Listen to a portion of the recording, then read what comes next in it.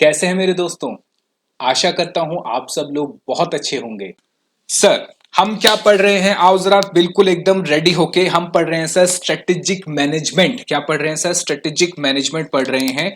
जो कि अच्छा, मैं कौन हूं सर? मैं हूं सीए सुनील कुमार। मैं आपका दोस्त हूं, आपका फैकल्टी हूं।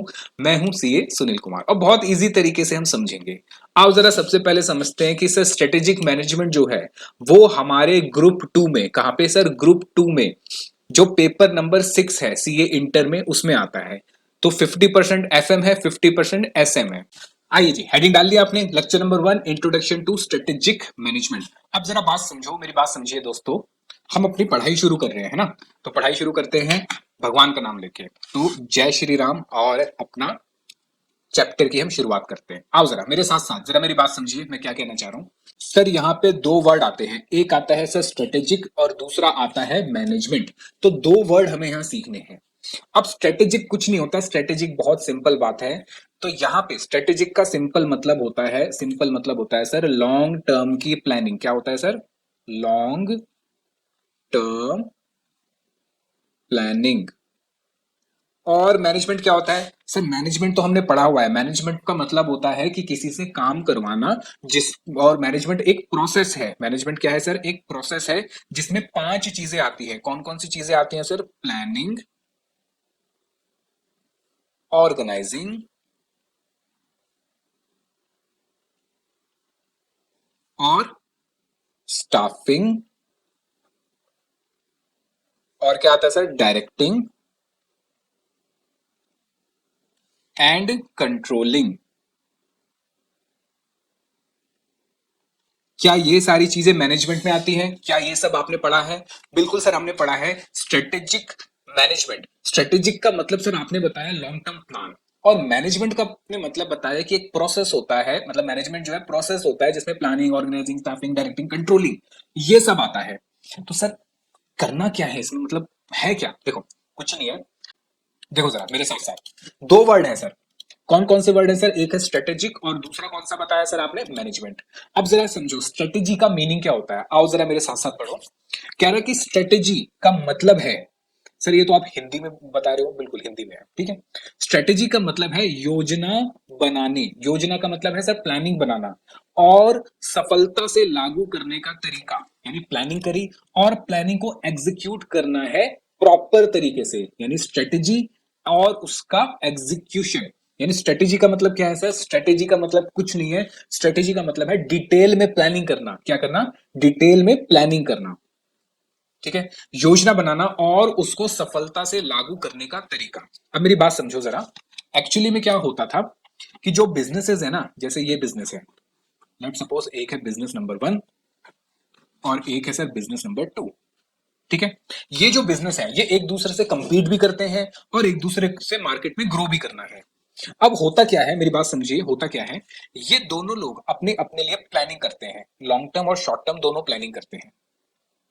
वहीं अगर मैं दो कंट्री की बात करूं, दो कंट्री जैसे कि यूएसए और चाइना। रशिया तो खैर अभी इतना नहीं है, चाइना की बात करते हैं। इन दोनों कंट्री में बड़ा तगड़ा कंपटीशन है, क्योंकि चाइना कहता है कि आने वाले 20 साल में मैं यूएसए को सरपास कर दूंगा, यूएसए से आगे निकल जाऊंगा। मेरी इकोनॉमी यूएसए से बहुत आगे निकल जाएगी। इंडिया तो आता ही नहीं है लाइन में, हम तो अभी बहुत पीछे है, ठीक है। चलो, तो यूएसए को बीट करके आगे निकल जाएगा। तो यूएसए क्या करेगा सर? यूएसए भी इसके लिए प्लानिंग करेगा ताकि चाइना उसको बीट ना कर पाए। सही गलत, एथिकल नॉन एथिकल सब चीजें करता है, ठीक है। एथिकल पता चलती है, नॉन एथिकल दूसरे तरीके से पता चलते हैं। तो अब इस प्लानिंग को बहुत डिटेल में जब करना होता है तो उसको हम क्या कहते हैं सर? उसको कहते हैं स्ट्रेटेजी। क्या कहते हैं? स्ट्रेटेजी। तो ये वर्ड है ना, एक्चुअली स्ट्रेटेजी ये वॉर से निकल कर आया है। क्योंकि वॉर में जब जब लड़ाइयां होती थी दो देशों के बीच में, तो जो स्ट्रेटेजी बनती है, प्लानिंग बनती थी, उस प्लानिंग को बहुत डिटेल में करा जाता था। उसको कहा जाता था स्ट्रेटेजी। क्या कहा जाता था? स्ट्रेटेजी। जैसे आपने मूवीज भी देखी होगी, जैसे अभी वो लेटेस्ट में छावा मूवी आई है, उसमें आपने देखा होगा कि जो मराठा फौज थी वो बहुत कम थी नंबर्स में in comparison to the Mughal army. लेकिन वो क्या करते थे? गोरिल्ला वॉरफेयर करते थे। यानी कि वो छुप के वॉर करते थे, या फिर जब वेट करते थे कि जो दूसरी अपोजिट पार्टी है ऐसी जगह पर आए जहां पे उनको घेर के मारा जा सके, या उनके लिए वो इन्वायरमेंट फ्रेंडली हो। जैसे सेम उसमें भी मैंने देखा था, वो मूवी थी जो यही थी इसी की ही, क्या नाम था उसका, सैम बहादुर। सैम बहादुर के अंदर भी ये दिखाया है, वो तो रियल स्टोरी पे है कि जब बांग्लादेशी जो थे, पाकिस्तान था उस टाइम पे, तो वो बहुत ज्यादा इन्वेड कर रहे थे इंडिया में, और वहीं दूसरी ओर पाकिस्तान जो कश्मीर की तरफ से था वो भी उसमें था कि भी लड़ाई करेगा। तो इंदिरा गांधी ने उससे पूछा था, जो सैम मोनिक शाह जो है उनसे कहा था कि भाई हमें भाई ये सब हो रहा है कि हमें भी रिटेलिएट करना चाहिए। तो उन्होंने कहा था कि अभी नहीं कर सकते, अभी बर्फ बहुत है वहां पे। अभी हमने अगर अपने सोल्जर डिप्लॉय कर दिए तो दिक्कत क्या होगी कि भाई जो एनिमी है वो ऊपर बैठा हुआ है, जैसे कारगिल में भी था, और वहां बर्फ बहुत है, तो जो सोल्जर है वो उस तरीके से नहीं कर पाएगा, लड़ नहीं पाएगा, और हमारे जो सोल्जर हैं उनकी कैजुअलिटी बहुत ज्यादा हो जाएगी, डेथ बहुत ज्यादा हो सकती है। तो उन्होंने टाइम दिया कि बर्फ पिघलने दो, उसके बाद मैं आपको बताऊंगा कैसे लड़ाई करनी है। तो उन्होंने क्या करा सर, उन्होंने भी स्ट्रेटेजी बनाई। तो स्ट्रेटेजी वर्ड एक्चुअली आया है वॉर से। प्लानिंग जो है वो बिजनेस करते थे, लेकिन अब क्या है, दो कंट्रीज तो है ही, दो कंपनीज के बीच में भी क्या है सर, दो कंपनीज के बीच में भी एक तरीके से वॉर चलती है। जैसे सर, जैसे कि एप्पल और सैमसंग, अगर आप गूगल पर सर्च करोगे ना तो एप्पल और सैमसंग ने एड्स भी ऐसी बनाई है कि एप्पल एड ऐसी बनाता है जो सैमसंग की जहां बेइज्जती करता है, सैमसंग ऐसी एड बनाता है जहां वो एप्पल की बेइज्जती करता है। बताओ देखी या नहीं देखी? बिल्कुल। अच्छा, कोक और पेप्सी के साथ भी यही था, अब तो खैर नहीं होता, लेकिन पहले होता था। कोक कुछ ऐड बनाता था जहां पेप्सी की मजाक उड़ा रहा है, और पेप्सी कुछ ऐसी ऐड बनाती थी जहां कोक की मजाक उड़ा रही है।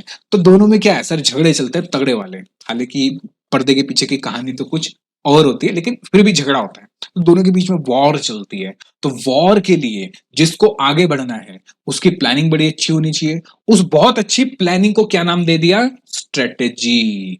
तो स्ट्रेटेजी वर्ड जो है वो वॉर से निकल कर आया है। लेकिन अब बिजनेसेस भी वॉर की सिचुएशन में आ गए एक दूसरे से, मतलब ऐसे झगड़ा नहीं करते, मारपीट नहीं करते, पर मार्केट शेयर के लिए, आगे बढ़ने के लिए इतनी मारामारी लगी रहती है कि वहां स्ट्रेटेजी को घुसा दिया गया। ठीक है। तो चलो, हमें ये पता चला सर, हमें ये पता चला कि सर स्ट्रेटेजी का मतलब है योजना बनाने और उसको सफलता से लागू करने का तरीका, यानी कि planning, creation of planning. Sir ये आप हिंदी में पढ़ा रहे हो, हमें तो इंग्लिश में एग्जाम देना है, मैं आपको इंग्लिश में भी कराऊंगा, पहले एक बार समझ तो लें कि क्या करना है सर। सर हमें करना है, प्लानिंग बनानी है और उसके एग्जीक्यूशन करना है। फिर ये एक लॉन्ग टर्म प्लान होता है, मैंने आपको बताया स्ट्रेटेजी क्या है, लॉन्ग टर्म की बात करता है, लेकिन उसका एग्जीक्यूशन शॉर्ट टर्म प्लानिंग से करा जाता है, जो किसी लक्ष्य यानी गोल को प्राप्त करने के लिए तैयार किया जाता है। हमारे केस में हमारा गोल क्या था, आपका गोल क्या है सर? हमारा जो लॉन्ग टर्म, अगर हम गोल की बात करें तो गोल तो है हमारा चार्टर्ड अकाउंटेंट बनना। हमारा गोल है क्या?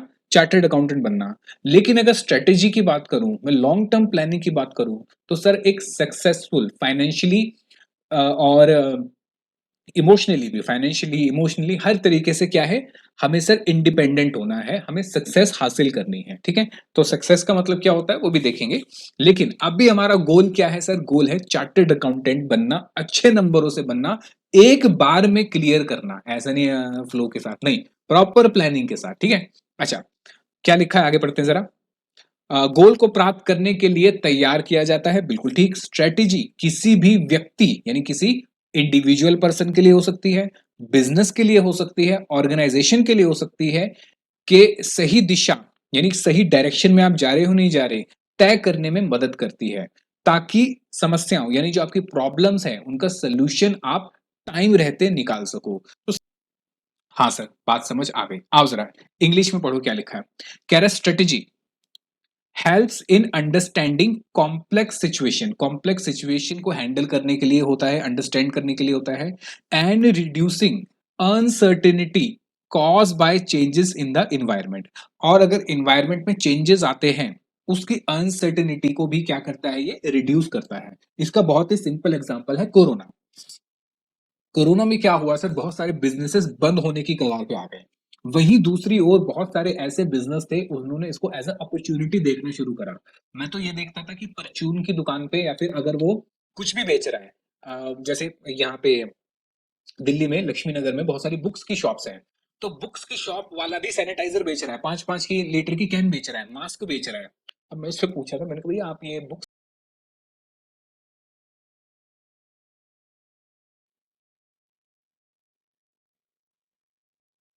कॉन्सेप्ट नंबर 1 लिखो। Meaning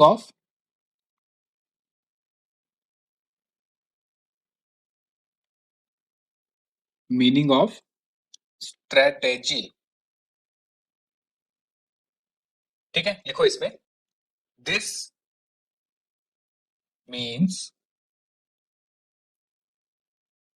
long term plan of action. आगे लिखो। डिजाइन्ड टू अचीव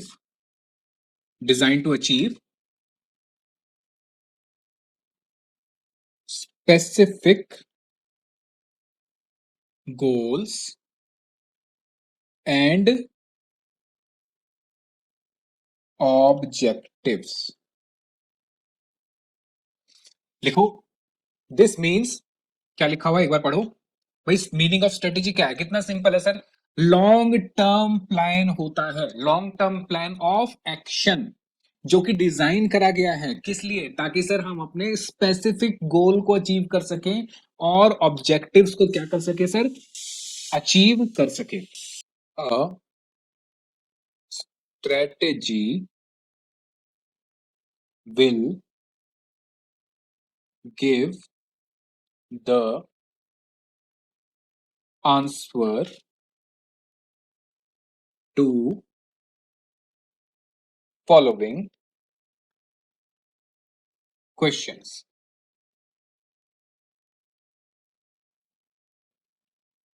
लिखो पहले इसमें, what it wants to be। what it wants to be, कि भैया हमें चाहिए क्या। हम मतलब कंपनी की बात हो रही है, बिजनेस की बात हो रही है। सेकंड लिखो, what is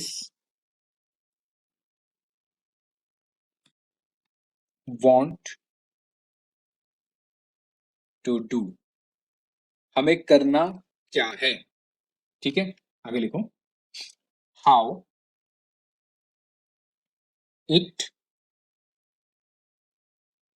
wants to do things, हमें उसके लिए कैसे चीजें करनी है। फिर where it wants to go। यहां पे इट का मतलब क्या है सर? यहां पे इट का मतलब है business. It equal to business की बात हो रही है।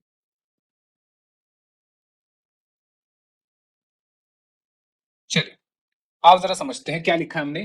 फिर सबसे पहले तो देखो, स्ट्रेटेजी क्या है? Long term plan. दिमाग में डाल दो sir, strategy is long term plan. मेरे साथ साथ बोलो, strategy is long term plan of action. Long term plan of action designed to achieve specific goals.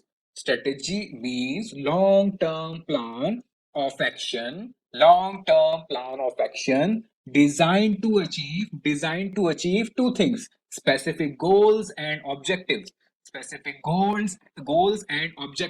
आगे, strategy will give the answer of the following।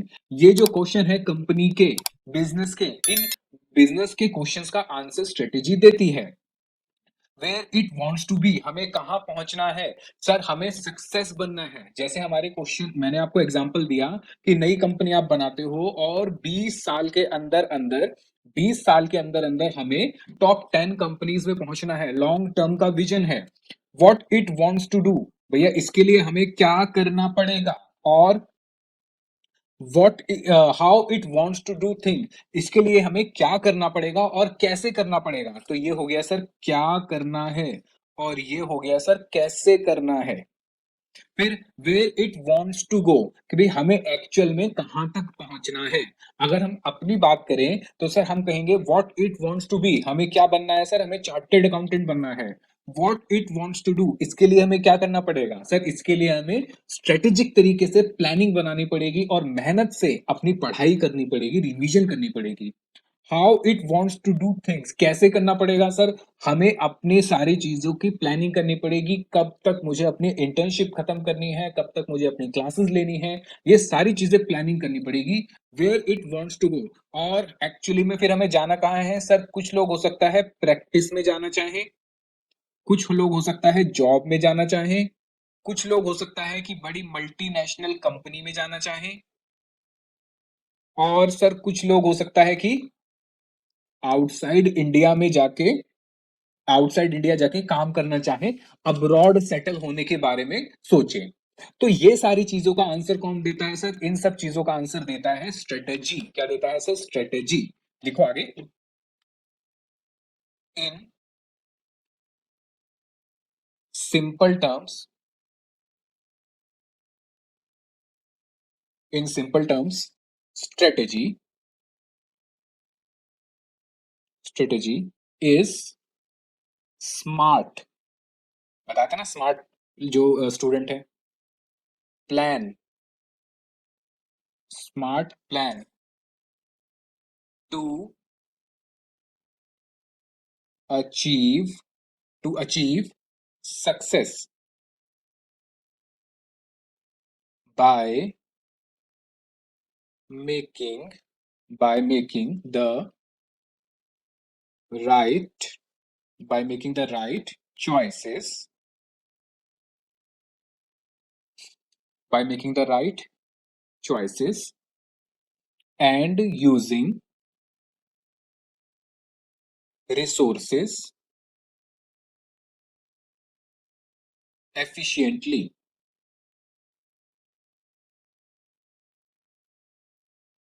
ठीक है भाई, simple terms में strategy का मतलब है स्मार्ट प्लान बनाना टू अचीव सक्सेस। भाई हमें स्मार्ट प्लान बनाना है ताकि सक्सेस अचीव कर सके।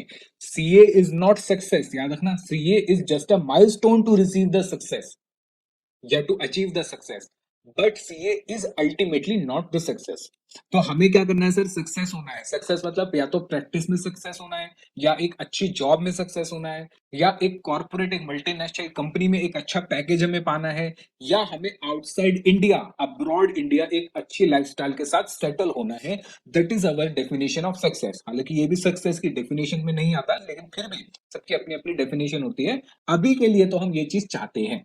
फिर भैया स्मार्ट प्लान हो गया बाय मेकिंग राइट चॉइसेस। आपको क्या करनी है सर? राइट चॉइसेस करनी है। सर मतलब ये है सर, हमने प्लान बनाया, हम पढ़ेंगे, जैसे ही पढ़ने बैठे दोस्त का फोन आ गया, या फिर ऐसे किसी व्यक्ति विशेष का फोन या मैसेज आ गया जिसके लिए हम बड़े आतुर होके बैठे रहते हैं कि कब इसका फोन या मैसेज आए और हम इसको जवाब देना लंबी सी लिस्ट में शुरू करें, भले ही उसका आंसर में आता रहे। ठीक है, तो अब यहाँ पे आपके पास चॉइस है कि या तो आप मोबाइल उठाओ या ना उठाओ। तो आपको राइट चॉइस क्या लेनी है सर? राइट चॉइस ये लेनी है कि अगर मुझे सक्सेस होना है, मुझे चार्टर्ड अकाउंटेंट बनना है, अच्छी जॉब हासिल करनी है, अच्छी प्रैक्टिस करनी है, तो मेरी स्ट्रेटेजिक पॉलिसी अच्छी होनी चाहिए, स्मार्ट प्लान होना चाहिए, और मेरा राइट चॉइसेस होने चाहिए। किस चीज के साथ? Using resources. अभी हमारे पास सबसे बड़ा रिसोर्स क्या है सर? सबसे बड़ा रिसोर्स है हमारे पास टाइम। सबसे बड़ा रिसोर्स जो आपके पास है वो है आपका टाइम। तो उस टाइम को आपको राइटली चूज करना है, एफिशिएंटली उसको आपको यूज करना है। पर अगर मैं एक बिजनेस टर्म्स की बात करूं तो बिजनेस में जो रिसोर्सेज होते हैं हमारे, वो होते हैं सर हमारे मैन मैन मतलब जो हमारे वर्कर है, स्टाफ है, मटेरियल, मनी, मशीनरी। मशीनरी मतलब आपके प्लांट एंड मशीनरी की बात हो रही है। ठीक है, तो मैन, मटेरियल, मनी, मशीनरी, ये हमारे रिसोर्सेज होते हैं एक बिजनेस में। इसके अलावा और भी बहुत सारे रिसोर्सेज होते हैं।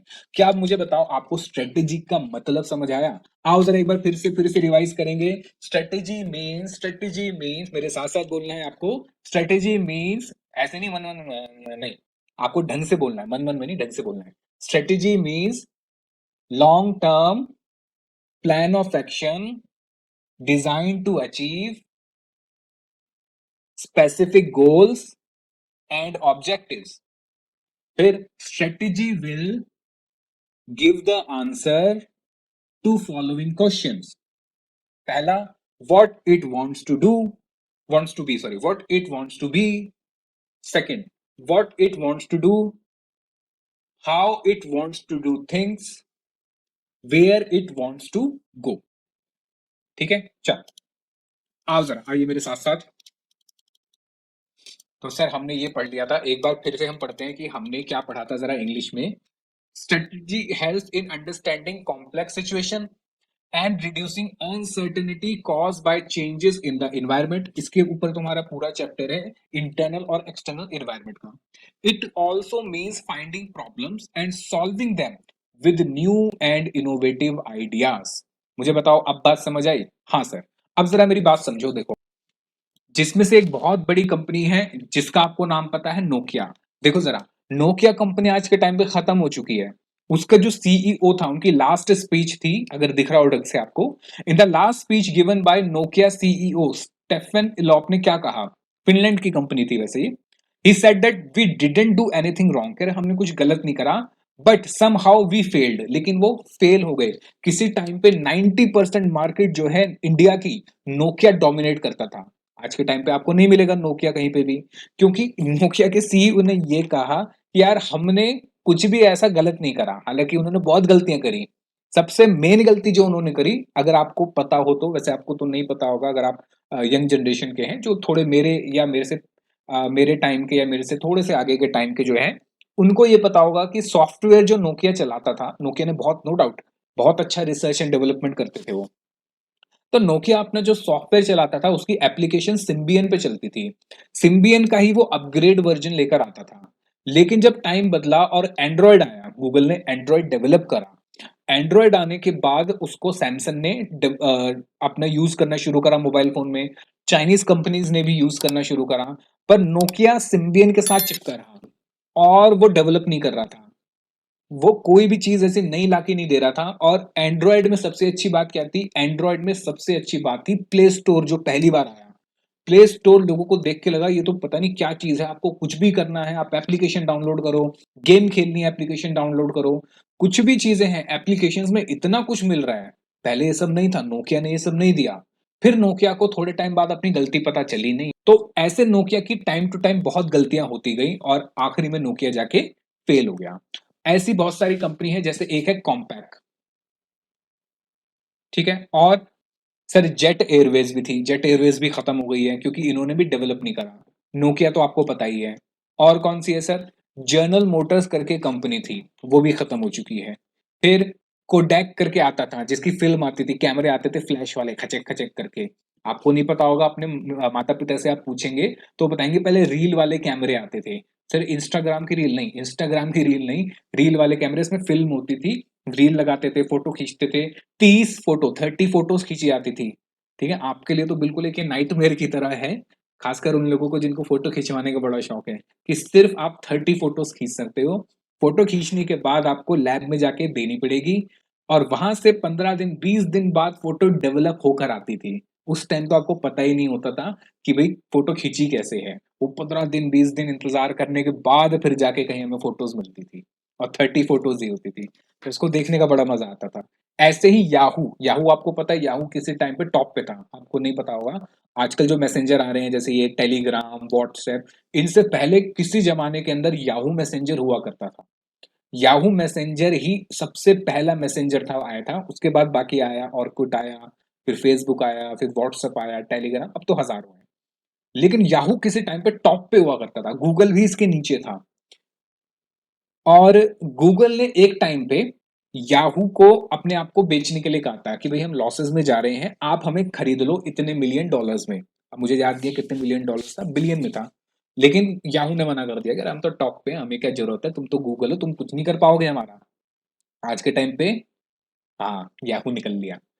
अच्छा, ऐसे ब्लैकबेरी था। ऐसे ही हमारे भाई साहब क्या कहते हैं, ये जो अंबानी जी हैं, इनके भी बड़ी दिक्कत हुई, इन्होंने भी अपने आप को टाइम से डेवलप नहीं करा।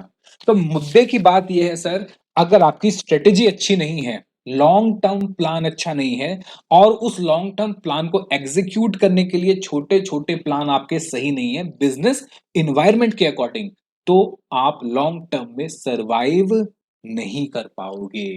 अच्छा सर, बात समझ आ गई, ठीक है। सर जैसे कि देखो, पढ़ो जरा स्ट्रेटेजिक वर्ड, ठीक है, इस लड़की को मत देखो, अभी यहाँ देखो। स्ट्रेटेजिक वर्ड आया है वर्ड स्ट्रेटेजी से, जिसका सिंपल मीनिंग होता है प्लानिंग, लेकिन प्लानिंग नॉर्मल प्रोसेस है, जबकि स्ट्रेटेजी लॉन्ग टर्म के लिए होती है। बनाना तोड़ा, बनाना थोड़ा टफ होता है, तोड़ा नहीं थोड़ा टफ होता है, स्ट्रेटेजी बनाना टफ होता है।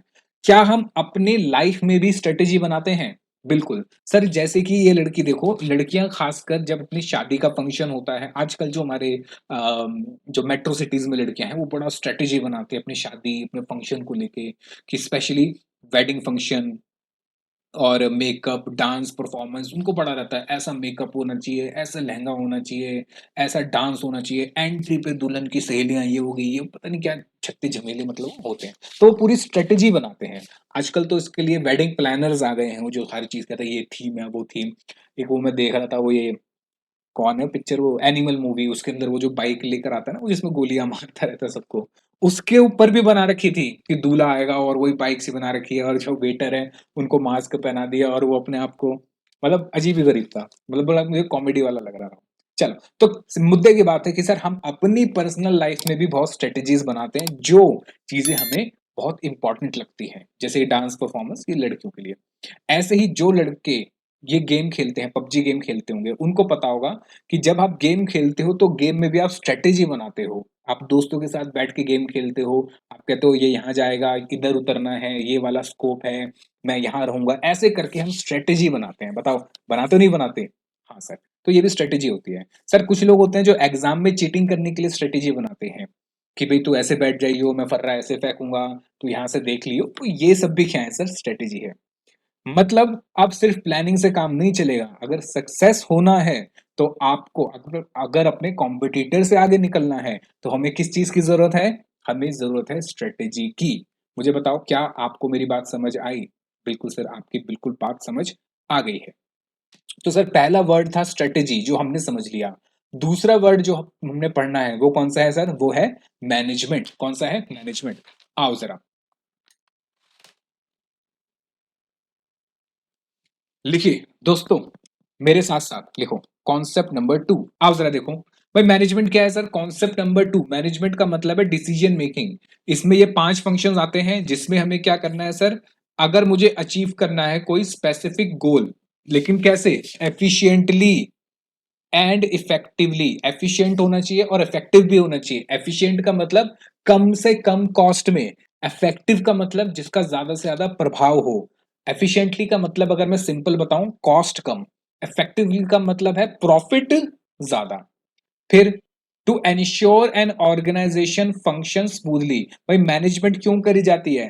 ताकि जो ऑर्गेनाइजेशन के फंक्शन है, जो भी उसके काम है, जैसे अगर प्रोडक्शन वाला है, प्रोडक्शन ऑर्गेनाइजेशन है कोई, जो मैन्युफैक्चरिंग करके सामान बेचती है, तो पहले वो मैन्युफैक्चरिंग करेगी, उसके बाद उसका सामान जाएगा बिकने के लिए, फिर वो बिकेगा, फिर पैसा आएगा। तो ये फंक्शन जो है सारे, ये स्मूथली हो सके, इसलिए क्या कौन बनाए जाते हैं सर? मैनेजर्स को अपॉइंट करा जाता है, ताकि क्या हो सके सर? हमारा ऑब्जेक्टिव मीट हो सके। क्या हो सके? ऑब्जेक्टिव पूरा हो सके। देखो जरा क्या होता है मैनेजमेंट का मतलब। भाई मैनेजमेंट जो 12th में पढ़ा था ना, 5 फंक्शंस वही हैं: planning, organising, staffing, directing, controlling. Management का मतलब है किसी भी काम को सही तरीके से योजना बनाकर, यानी कि प्लानिंग बनाकर, संगठित तरीके से, ढंग से करना, यानी कि कलेक्टिव तरीके से, ताकि गोल को अचीव किया जा सके। ये एक प्रोसेस है जिसमें प्लानिंग, ऑर्गेनाइजिंग, स्टाफिंग, कंट्रोलिंग और डायरेक्टिंग ये सब लगता है। आपने देखा होगा कि बड़ी बड़ी ऑर्गेनाइजेशन में जो हमारे डायरेक्टर्स होते हैं, जो बड़े पोस्ट पे होते हैं, जैसे कि ये रतन टाटा जी तो सर्वलोक चले गए हैं, मुकेश अंबानी हो गया, अडानी हो गए, ऐसे ही गूगल के सीईओ सुंदर पिचाई, ये सब क्या है सर? ये मेन मैनेजमेंट के लोग हैं, जिनका जो टॉप पे बैठे हैं। फिर इनके नीचे नीचे मैनेजर वाले होते हैं, एग्जीक्यूटिव वाले, फिर उसके अंदर और मैनेजर होते हैं। ऐसे करके क्या होता है, इनका ऑर्गेनाइजेशन स्ट्रक्चर होता है। ठीक है, अब आते हैं कॉन्सेप्ट ऑफ स्ट्रेटेजी पे। Concept of strategy. तो हमने क्या पढ़ा कॉन्सेप्ट ऑफ स्ट्रेटेजी में, जो मैंने आपको पढ़ाया भी, the term strategy as a long range blueprint of organisation desired image. भाई लॉन्ग टर्म प्लान है, ब्लूप्रिंट है पूरा, ठीक है, design, blueprint of an organisation, desired image, direction and destination. इसमें क्या क्या इंक्लूड होता है, what it wants to be, हमें क्या बनना है, what it wants to do, हमें क्या करना है, what it wants to do things, हमें कौन सी चीजें करनी है, और where it wants to go, हमें कहां तक पहुंचना है। अब एप्लीकेशन क्या है इसकी, आओ जरा पढ़ो एक बार। Strategy relates to the way, application of strategy. Sir क्या मतलब है इसका, आओ जरा पढ़ते हैं और पढ़ने के साथ साथ समझते हैं। कह रहा strategy relate to the ways the business decide to respond to dynamic and often hostile external forces while pursuing their vision, mission and ultimate objectives। आपको देखो अभी मैं सिर्फ एक ओवरव्यू दे रहा हूं, अभी समझा रहा हूं क्या हमें इसमें याद करना है, किस चीज का हमें रट्टा लगाना है, क्या चीज इंपॉर्टेंट है, मैं आपको बताता रहूंगा। अभी मैं सिर्फ आपको सिखा रहा हूं, तो अभी अगर नहीं भी समझ आ रहा तो कोई डरने वाली बात नहीं है, ठीक है। चल, वैसे तो मुझे लगता नहीं कि समझ नहीं आ रहा होगा, इतना तो मैं आपको करा ही रहा हूं कि समझ आ रहा होगा। देखो क्या कह रहा है, कह रहा है strategy relate to the ways, कह रहा है ये हमें रास्ते बताता है। The business decide to response to dynamic, कि भैया जो dynamic and often hostile external forces हैं, कि एक बिजनेस के ऊपर भाई एक्सटर्नल इन्वायरमेंट बहुत सारे होते हैं, इंटरनल इन्वायरमेंट पूरा चैप्टर है इनके ऊपर, ये पढ़ने हैं भाई, इनको हमें सही तरीके से कंट्रोल किया जाए तो वो रास्ते हमें कौन बताता है, स्ट्रेटेजी बना के हम वो रास्ते निकालते हैं, ठीक है। वाइल परसुइंग देयर विजन, और उसके साथ साथ हमें अपने विजन पे ध्यान रखना है, हमें अपने मिशन पे ध्यान रखना है, और अल्टीमेट ऑब्जेक्टिव वो क्या होते हैं, विजन मिशन, वो भी हमें इसमें देखना है। आगे बढ़ते हैं। The very incorporation of the idea of strategy into business organization is intended to unravel complexity and to reduce uncertainty caused by changes in the environment। क्या कहना चाह रहा है जरा समझो। कह रहा है कि वेरी इनकॉर्पोरेशन, जब हम स्ट्रेटेजी बनाते हैं बिजनेस ऑर्गेनाइजेशन में, it is intended to unravel complexity, जो बिजनेस की कॉम्प्लेक्सिटी है उनको कम करा जा सके, एंड टू रिड्यूस अनसर्टिनिटी, और अगर कोई अनसर्टिनिटी है, कुछ ऐसा फ्यूचर में हो सकता है जिस वजह से हमें नुकसान हो जाए, जैसे आज के टाइम पे जैसे कोरोना आया। अब जब आया तो किसी को पता नहीं था कि भाई क्या हो सकता है, इसमें क्या हो जाएगा, तो अनसर्टिनिटी अब क्या है, आगे भी बनी हुई है। तो अब बड़ी बड़ी ऑर्गेनाइजेशन अपने आप को पहले से ही प्रिपेयर करके चल रही है कि कल को अगर कोई ऐसा थ्रेट आता है, कोई ऐसा फिर से कोई ऐसी अगर बीमारी आती है, कोई वायरस आता है, तो उसके लिए हम पहले से ही प्रिपेयर हैं कि बिजनेस नहीं रुकेगा हमारा, caused by changes in environment. फिर आगे कह रहा है कि strategy seeks to relate to goals of the organisation, कह रहे कि जो हमारे ऑर्गेनाइजेशन के गोल्स हैं ये उससे रिलेट करती है। गोल्स क्या होते हैं इसके बारे में हमें डिटेल में पढ़ना है, याद रखना गोल्स। अभी तो मानो कि हमारे लक्ष्य हैं, जो हमें पाना है वो गोल्स हैं of the organisation to the means of achieving them, और उनको अचीव कैसे करना है ये भी बताता है। हम पढ़ क्या रहे हैं सर, हम पढ़ रहे हैं एप्लीकेशन, कि भाई एप्लीकेशन क्या होगी किसकी, स्ट्रेटेजी की, बिजनेस में एप्लीकेशन यानी क्या हेल्प करेगा वो। Strategy is the game plan, कह रहे गेम प्लान है बिजनेस का, the management of a business uses to take market, conduct its operations, attract and satisfy customer, compete successfully and achieve organisation objective. यानी बहुत सारी चीजें स्ट्रेटेजी से हमें मिलती हैं। एक बार इसको दोबारा पढ़ते हैं, पूरे जो हमारा ये जो पूरा दिया हुआ है ये, एक बार इसको पूरे को पढ़ते हैं दोबारा से। Strategy relate to the ways the business decide to respond to dynamic and often hostile, क्या, forces of external forces, while pursuing, उसके साथ साथ उनको अपने विजन पे ध्यान देना है, मिशन पे ध्यान देना है, और अल्टीमेटली अपने ऑब्जेक्टिव पूरे करने हैं। फिर very incorporation of the idea of strategy into organisation में जब आप स्ट्रेटेजी लगाओगे, is intended to unravel complexity, तो क्या है जो बिजनेस की कॉम्प्लेक्सिटी है वो कम करी जा सकती है, and to reduce uncertainty cause by, बताओ अनसर्टेनिटी किससे होती है? इन्वायरमेंट से, चाहे वो इंटरनल इन्वायरमेंट हो चाहे वो एक्सटर्नल इन्वायरमेंट हो।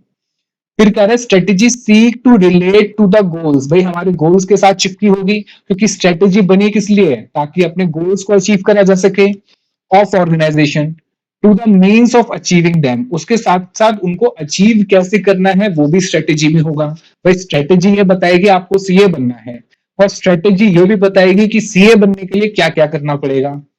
Strategy is the game plan है, बिल्कुल एकदम भैया भाई साहब गेम प्लान है दोस्त, कि भाई गेम प्लान बना रखा है अपना, तो प्लान रेडी है कि भाई अब तो ऐसे पढ़ाई करेंगे और ऐसे फोड़ देंगे। तो that management of a business की गेम प्लान किसका है सर? यहाँ पे मैनेजमेंट का है, यानी कि जो मैनेजर्स हैं जो यूज करेंगे ताकि अपनी मार्केट पोजीशन को स्ट्रांग किया जा सके, अपने ऑपरेशंस कंप्लीट करे जा सके, मोर कस्टमर्स को अट्रैक्ट करा जा सके, कस्टमर्स को सेटिस्फाई करा जा सके, कंपीट करा जा सके अपने जो राइवल्स हैं उनके साथ, एंड अचीव ऑर्गेनाइजेशन ऑब्जेक्टिव्स। चल, तो सर इसका मतलब ये हुआ, इसका मतलब ये हुआ अगर हम बात करते हैं स्ट्रेटेजिक मैनेजमेंट की, तो सर इसके अंदर दो वर्ड आए। कौन कौन से वर्ड आए सर? एक आया स्ट्रेटेजिक और दूसरा आया मैनेजमेंट। तो स्ट्रेटेजिक का मतलब क्या है सर? स्ट्रेटेजिक का मतलब है इन डिटेल लॉन्ग टर्म की प्लानिंग करना, और मैनेजमेंट का मतलब है सर डिसीजन मेकिंग करना। अब आगे पढ़ो। The strategic management process is the set of activities that firm managers undertake to that firm managers undertake to put their firms in the best possible position to compete successfully in the marketplace। आओ जरा इसको लिख लो, साथ साथ लिखो strategic management, strategic management. भैया दोनों की बात करी, स्ट्रेटेजी और मैनेजमेंट दोनों को मिला के क्या बना सर? देखो स्ट्रेटेजिक मैनेजमेंट क्या है? एक प्रोसेस है, क्योंकि मैनेजमेंट प्रोसेस है उसके अंदर आपने स्ट्रेटेजी लॉन्ग टर्म प्लानिंग जोड़ दी, तो लॉन्ग टर्म प्लानिंग भी अपने आप में प्रोसेस है, मैनेजमेंट भी अपने आप में प्रोसेस है, जिसमें कुछ एक्टिविटीज होंगी, जिसमें क्या होंगी? कुछ एक्टिविटीज होंगी जो किसको बताई जाएगी सर? ये मैनेजर्स को बताई जाएगी। सर जैसे आपके पेरेंट्स भी एक स्ट्रेटेजी बनाते हैं कि भाई बच्चा जो है वो सक्सेस कर जाए, आगे बढ़ जाए, किसी फॉरेन कंट्री में स्टैब्लिश हो जाए और हम भी वहां पहुंच जाए, तो वो क्या करते हैं? सेट ऑफ एक्टिविटीज ध्यान रखते हैं। पेरेंट्स कौन है सर? पेरेंट्स हमें मैनेज करते हैं, हमारे लिए मैनेजर हो जाते हैं, जो कि अंडरटेक करते हैं क्या? ये एक्टिविटीज जो है इनका, इनके ऊपर काम करते हैं, ताकि क्या हो सके? तो आप जो हो, उनके बच्चे जो हैं वो बेस्ट पॉसिबल पोजीशन में आ सके, जो बेस्ट पॉसिबल पोजीशन है उसमें आ सके। सेट ऑफ एक्टिविटीज में क्या क्या करते हैं सर हमारे पेरेंट्स? सर वो हमारा ध्यान रखते हैं, हमें कोचिंग के लिए पैसा देते हैं, हमें टाइम देते हैं, अनड्यू कोई बर्डन नहीं डालते हमारे ऊपर, और हमें जो भी चाहिए वो सारी चीजें हमें प्रोवाइड करते हैं। तो वो सेट ऑफ एक्टिविटीज कौन करेगा सर? मैनेजर्स करेंगे बिजनेस में, ताकि उनकी फर्म जो है कहां पहुंच सके सर? बेस्ट पॉसिबल पोजीशन में पहुंच सके। और जब वो बेस्ट पॉसिबल पोजीशन में पहुंचेगी तो कंपीट करना पड़ेगा, to compete successfully in the market place, और मार्केट प्लेस में सक्सेसफुली क्या कर सकेंगे? हम कंपीट कर सकेंगे। ठीक है, देखो आगे पढ़ो, लिखना नहीं है ये। Strategic management is made up of several distinct activities. अभी हमने पढ़ा कि कौन कौन सी एक्टिविटीज हैं, यहाँ लिखा है ना सेट ऑफ एक्टिविटीज, तो ये है वो सारी एक्टिविटीज जो एक मैनेजर को, जो एक मैनेजर को करनी पड़ेगी, किसमें? स्ट्रेटेजिक मैनेजमेंट में। कि विजन और मिशन हमें डिटेल में पढ़ना है, स्ट्रेटेजिक एनालिसिस ये भी पढ़ना है, डेवलपिंग ऑब्जेक्टिव्स और क्रिएटिंग चूजिंग, जो ये creating, choosing, implementing strategies and measuring and evaluating performance। ठीक है, एक काम करो इसको भी लिख लो, आप लिखो strategic management is made of several distinct activities developing the firms, पहला लिखो vision and mission, strategic analysis, developing objectives, creating, comma, choosing, comma, implementing strategies, comma, and measuring and evaluating performance। इसको लिख लो फटाफट से। लिख लिया तो आओ कॉन्सेप्ट नंबर 3 पे।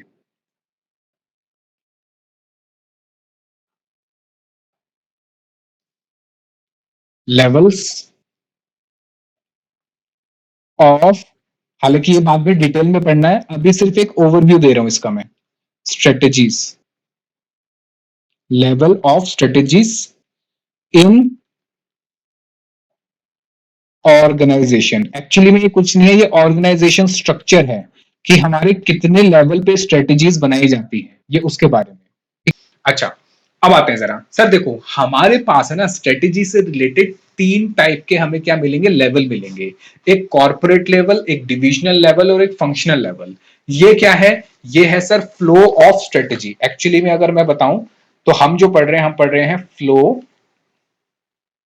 Of strategy. भाई स्ट्रेटेजी का फ्लो कहां से होता है, सबसे पहले से स्ट्रेटेजी बनती कहां पर है, स्ट्रेटेजी को बनाने वाले होते हैं sir top level corporate level के। उसके बाद सेकंड आते हैं सर डिविजनल लेवल, जो उस स्ट्रेटेजी के अंदर हिस्सा होता है उनका बनाने में भी और एग्जीक्यूट करने में भी। फाइनली एग्जीक्यूशन कौन करता है सर, फंक्शनल लेवल के लोग करते हैं। ठीक है, बात समझ आई। देखो जरा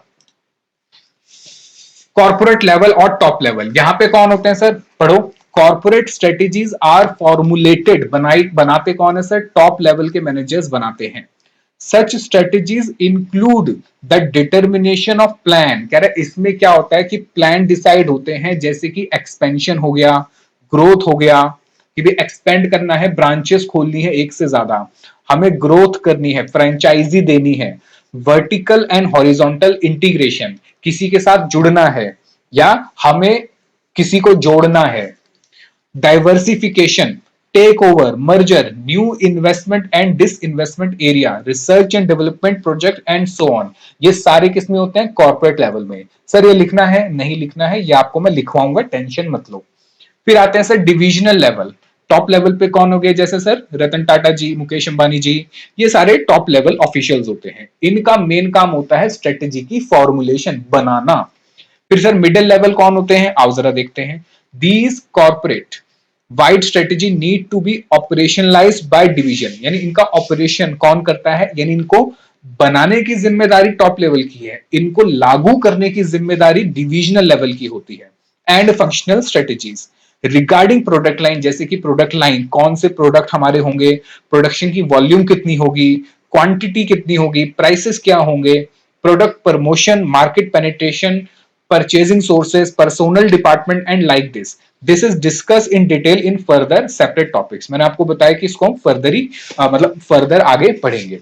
तो फंक्शनल लेवल और डिविजनल लेवल क्या होते हैं ये भी समझ लीजिए। अच्छा, अब जरा ये समझो एग्जाम्पल ऑफ स्ट्रेटेजी। आओ दोस्तों, गाइस यहां देखिए एग्जाम्पल ऑफ स्ट्रेटेजीज। भाई स्ट्रेटेजी क्या है सर, लॉन्ग टर्म प्लान है ताकि अपने स्पेसिफिक गोल्स और ऑब्जेक्टिव को अचीव करा जा सके। सर एग्जाम्पल देना, एग्जाम्पल जैसे मैं आपको दूं, रिसेंट टाइम्स में क्या हुआ है सर, रिसेंट टाइम्स में जो यूपीआई है, यूनिफाइड पेमेंट सिस्टम, यूपीआई जो है, आजकल यूपीआई पे भी बड़ा बवाल चल रहा है, हो सकता है यूपीआई के पैसे चार्ज होने शुरू हो जाए, अभी तक तो नहीं हो रहे पर हो सकता है फ्यूचर में आपसे यूपीआई के पैसे लिए जाए। कह रहे UPI has completely transform digital payment. आपको पता है यूपीआई आने की वजह से लोग 5 रुपए का सामान, इवन 1 रुपए की टॉफी भी यूपीआई से खरीदते हैं। और यूपीआई की सक्सेस को देखते हुए बहुत सारी कंट्री जैसे थाईलैंड हो गया, वियतनाम हो गया, उनको हम यूपीआई की टेक्नोलॉजी बेच रहे हैं। यहां तक कि अमेरिका भी चाहता है कि भाई हमारे भी यहाँ पे यूपीआई शुरू हो जाए। और उसके साथ साथ ये भी बात चल रही है अभी कि अब इंडिया से अगर पैसा किसी को ट्रांसफर करना है यूएस, या यूएस से पैसा किसी को ट्रांसफर करना है इंडिया में, तो पहले ये सिर्फ बैंक के थ्रू हो सकता था, दूसरा कोई ऑप्शन नहीं था। स्विफ्ट कोड होना जरूरी होता था, एक स्विफ्ट कोड होता है वो मैंडेटरी होता है, और ये स्विफ्ट कोड जो है यूएस प्रोवाइड करता है। इसी वजह से यूएस ने रशिया को इंटरनेशनल पेमेंट से बाहर करा हुआ है, स्विफ्ट कोड उसने उसको नहीं दे रखा। हर पेमेंट का अलग सेपरेट कोड जनरेट होता है, ये जनरेट कौन करता है, अमेरिकन बैंक जनरेट करते हैं। फिर कह रहे transform digital payment in India, UPI की वजह से हमारा जो डिजिटल पेमेंट है एकदम ट्रांसफॉर्म हो चुका है। अब हम ज्यादातर यहाँ मेट्रो सिटीज में बात करें तो हम ज्यादातर कैश नहीं रखते, हम ज्यादातर पेमेंट यूपीआई से करते हैं। And is now being used globally, अब ये ग्लोबली यूज होना शुरू हो गया है। It is a perfect example of made in India for the world. तो ये एक स्ट्रेटेजी है हमने बनाई कि मेड इन इंडिया टेक्नोलॉजी हम बनाएंगे ऐसी जो ग्लोबली यूज होगी, और इतनी बेहतरीन, इतनी बढ़िया टेक्नोलॉजी हमने बनाई यूपीआई की कि वर्ल्ड वाइड इसकी बहुत ही ज्यादा प्रशंसा हुई है और बहुत इजी भी है इसको यूज करना। फिर कह रहा है केचअप ब्रांड एग्जांपल जैसे मेकिंग अ हेल्दियर केचअप, कह रहा है हेल्दियर केचअप, वैसे केचअप आजकल हेल्दियर आती नहीं है, किसान जो वो आती है हमारी केचअप जो है उसमें भी पीछे लिखा हुआ है कि भाई ये किसान जो है सिर्फ कहने के लिए किसान है, बाकी इसमें सब कुछ मिलावटी ही है, मिलावटी मतलब शुगर वगैरह सब डाला हुआ है। कह रहा है अगर कोई ऐसा केचअप ब्रांड है जिसके अंदर कम शुगर है, लेस शुगर और लेस प्रिजर्वेटिव्स है, कस्टमर को अट्रैक्ट करने के लिए, बाय लेटिंग पेरेंट्स फील सेफ, ताकि पेरेंट जो है वो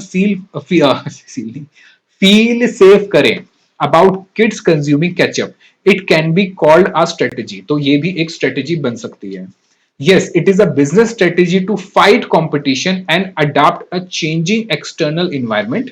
जैसे कि people जो है अब healthier कह रहे हैं कि भैया healthier दो, इसी वजह से आपने देखा होगा आजकल A2 काउ, A2 काउ वो होती है जो इंडिया में होती है, बाकी जो हमारे पास घी मक्खन जो आता है वो A1 का होता है, यानी जो यूरोपियन कंट्रीज हैं वहां से जो काउ के मिल्क प्रोडक्ट्स हैं वो A1 होते हैं।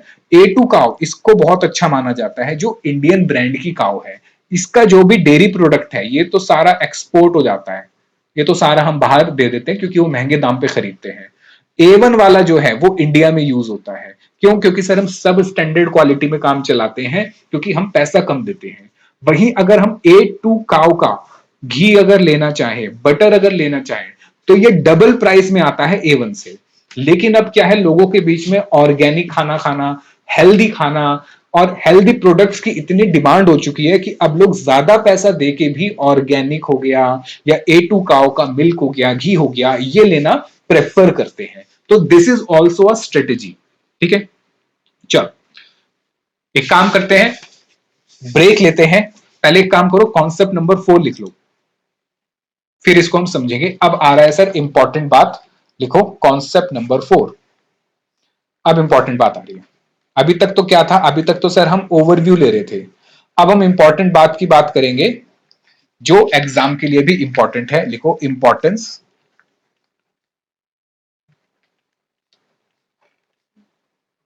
ऑफ स्ट्रेटेजिक मैनेजमेंट, कि भैया स्ट्रेटेजिक मैनेजमेंट की इंपॉर्टेंस क्या है। इसके ऊपर क्वेश्चन भी है, आओ मैं आपको दिखाता हूं बुक में। ये देखो इंपॉर्टेंस ऑफ स्ट्रेटेजिक मैनेजमेंट, तो ये मैंने, आप यहां देखिए, ये तो हो गया क्वेश्चन ये।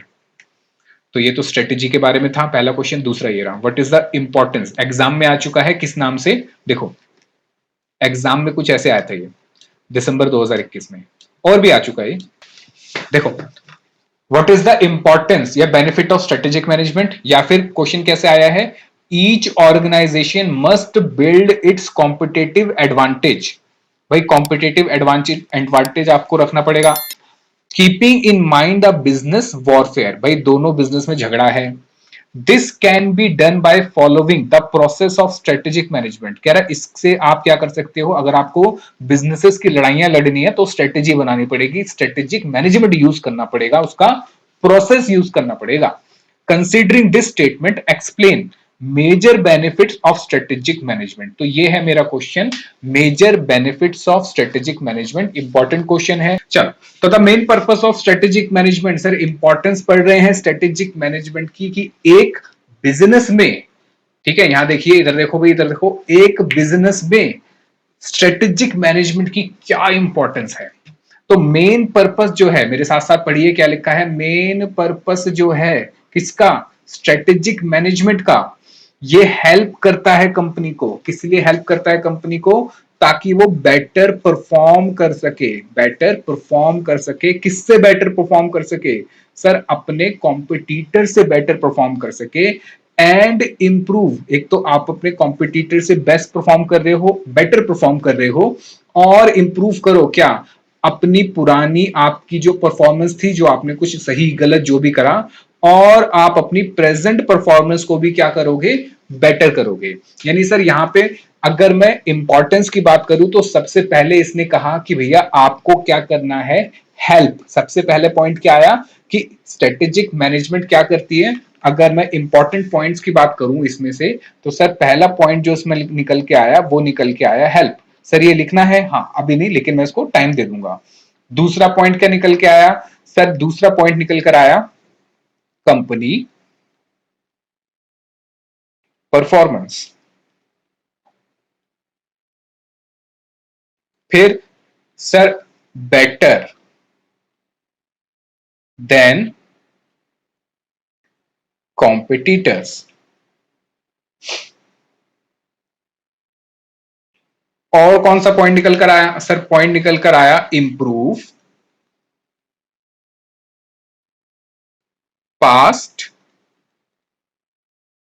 प्रेजेंट क्या परफॉर्मेंस।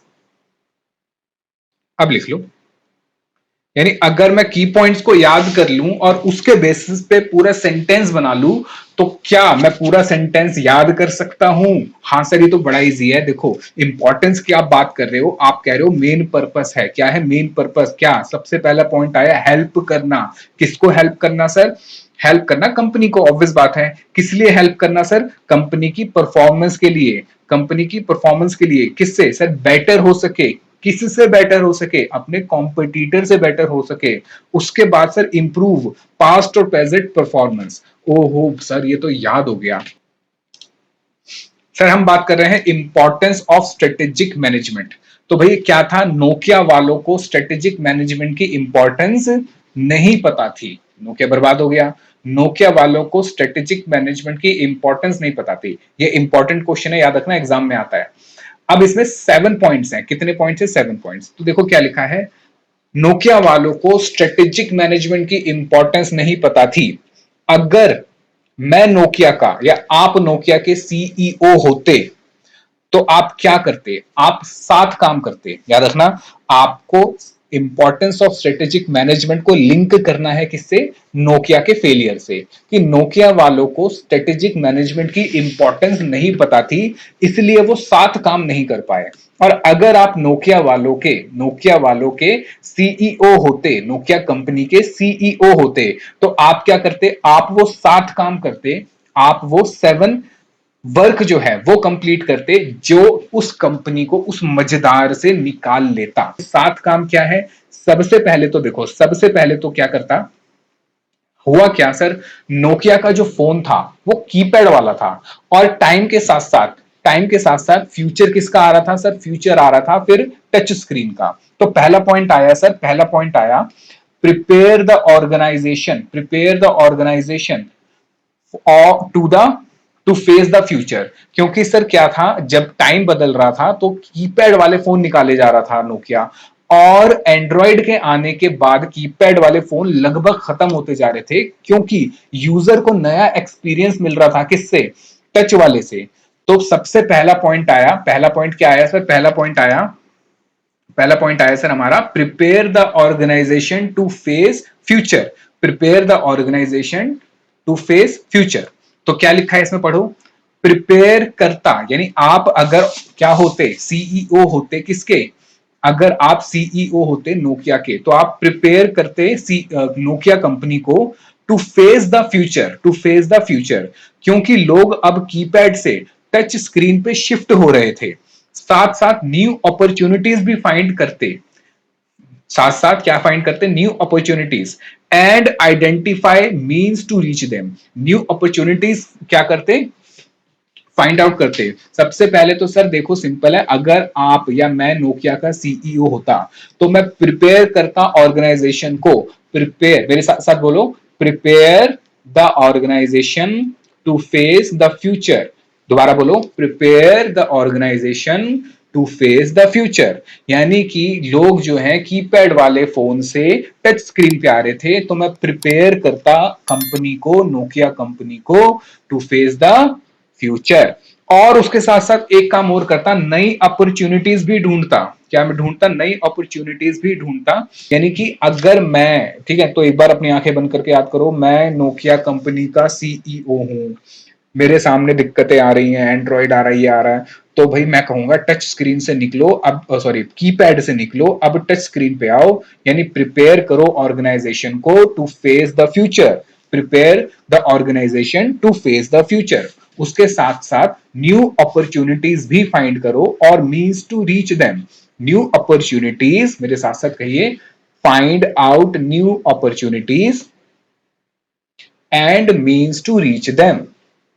बताओ बात समझ आई? तो पहला काम तो मैं ये करता। दूसरा मैं क्या करता सर, देखो, हेल्प ऑर्गेनाइजेशन टू प्रोएक्टिव। मतलब क्या सर, आपको पहले से ही काम करना है। देखो जरा क्या लिखा है, हम पहले से ही सिम्बियन से एंड्रॉइड पे शिफ्ट हो जाना चाहिए। यानी जैसे ही मार्केट चेंज हुई तो प्रोएक्टिवली काम करो। ऐसे नहीं पहले हम देखेंगे, हम सोचेंगे कि कितने लोग एंड्रॉइड पे काम कर रहे हैं, एंड्रॉइड नया आया है, लोगों को पसंद आता है या नहीं आता, फिर हम जाके एंड्रॉइड पे शिफ्ट होंगे। नहीं, मैं कंपनी का सीईओ हूं, मुझे पता चला यार एंड्रॉइड बढ़िया चीज है, यूजर इंटरफेस तगड़ा है इसके अंदर, हमारा सिम्बियन वाला जो है, नोकिया का जो सिम्बियन जो सॉफ्टवेयर था उस पर नहीं चल पा रहा। तो क्या करो, प्रोएक्टिव होके पहले से ही, ऐसा नहीं इंतजार करो मार्केट में कि हाँ अभी बनेगा। और नोकिया तो एंड्रॉइड पे आया भी नहीं, वो तो माइक्रोसॉफ्ट उसमें चला गया था, विंडोज में वो भी नहीं चला। तो प्रोएक्टिवली काम कर रहा है, याद रखना ये वर्ड इंपॉर्टेंट है, प्रोएक्टिव। प्रोएक्टिव का मतलब है कि भाई पहले से ही आप इन्वायरमेंट के चेंजेस को भाप लो और चेंज होने से पहले ही अपने आप को चेंज कर लो। चेंज होने से पहले ही अपने आप को, मतलब इन्वायरमेंट के चेंज होने से पहले अपने आप को चेंज कर लो, ताकि वो इन्वायरमेंट का असर, चेंज इन इन्वायरमेंट का असर आपके ऊपर कम से कम हो। मतलब सर देखो क्या लिखा हुआ है, पढ़ो। देखो, हम पहले से ही सिम्बियन से एंड्रॉइड पे शिफ्ट हो जाना चाहिए था, हमें पहले से ही सिम्बियन से एंड्रॉइड पे शिफ्ट हो जाना चाहिए था। मतलब ऐसा वेट नहीं करना चाहिए था कि अच्छा लोग अब आएंगे अब हम करेंगे, नहीं, प्रोएक्टिव होके पहले से ही डिसीजन लेना चाहिए with respect to changes in environment. तो क्या है second point, help organisation to be proactive. Point number two, help organisation to be proactive. यानी कि सर अगर मैं कंपनी का स्ट्रेटेजिक मैनेजमेंट के लिए मुझे कंपनी ने अपॉइंट करा होता और मैं कंपनी का, नोकिया कंपनी का सीईओ होता, तो सबसे पहले तो मैं ये काम करता, मैं कहता टच कीपैड से टच स्क्रीन पे आओ क्योंकि अब उसी का फ्यूचर है। यानी कि प्रिपेयर करता ऑर्गेनाइजेशन टू फेस फ्यूचर और अपॉर्चुनिटीज ढूंढता नई नई और उनको अचीव करने के रास्ते भी देखता। फिर मुझे पता था सर देखो कि अब मार्केट चेंज हो रही है, एक्सटर्नल इन्वायरमेंट या इन्वायरमेंट बदल रहा है, चाहे इंटरनल हो एक्सटर्नल हो, तो मैं प्रोएक्टिवली काम करता। यानी स्ट्रेटेजिक मैनेजमेंट को यूज करके प्रोएक्टिवली काम करता। पहले घटना घटने घटित हो जाती उससे पहले मुझे काम करना है, दैट इज प्रोएक्टिव। रिएक्टिव होता है कि घटना हो गई है अब आप काम कर रहे हो, दैट इज रिएक्टिव। इसको हम पढ़ेंगे, मैं लिखवाऊंगा भी डिटेल में। चलो, तो पॉइंट नंबर 2 आया sir, help organisation to be proactive. Help organisation to be proactive यानी कि सिम्बियन से पहले ही किस पे शिफ्ट हो जाओ, हाँ, एंड्रॉइड पे। थर्ड है सर, थर्ड है provide framework for all major decision. यानी अब क्या करना है सर, अब देखो जब हमने ये काम कर लिया, अब मुझे मेजर डिसीजन लेने हैं कि क्या माइक्रोसॉफ्ट से बात करी जाए या एंड्रॉइड गूगल से बात करी जाए, कि भाई अब मुझे एंड्रॉइड पे शिफ्ट होना है। Provide framework for all major decision, यानी आपने प्रोएक्टिवली सोच लिया, अब आपको डिसीजन भी तो लेने हैं, तो डिसीजन के लिए एक फ्रेमवर्क तैयार होता है। फ्रेमवर्क क्या होता है सर, फ्रेमवर्क होता है, देखो बात समझो, फ्रेमवर्क होता है कि एक आपको डिटेल दे दी है चीजों की। फ्रेमवर्क का मतलब होता है चीजों की डिटेल दे देना कि ये ऐसे काम होगा, that is called your framework. तो अगर मेजर डिसीजन लेने हैं तो उसका एक फ्रेमवर्क हो जाएगा। फ्रेमवर्क में सारी डिटेल्स होंगी, क्या प्रॉज और क्या कॉन्स होंगे इस डिसीजन के। तो स्ट्रेटेजिक मैनेजमेंट से आप अगर नोकिया कंपनी के सीईओ हो तो आपको एंड्रॉइड पे शिफ्ट होना है। अब आपको एंड्रॉइड पे शिफ्ट होने के लिए मेजर डिसीजन चाहिए। अब डिसीजन लेने के लिए आपको प्रोज एंड कॉन्स चाहिए, यानी आपको क्या चाहिए, फ्रेमवर्क चाहिए। क्या चाहिए सर, फ्रेमवर्क चाहिए। तो स्ट्रेटेजिक मैनेजमेंट क्या करता है सर, मेरे साथ साथ कहेंगे, provides framework for all major decision. एक बार दोबारा मेरे साथ कहेंगे, provides framework for all major decisions. मुझे बताओ आपको ये 3 पॉइंट समझ आए? बिल्कुल सर। इन 3 पॉइंट्स को एक बार फिर से रिवाइज करते हैं सर।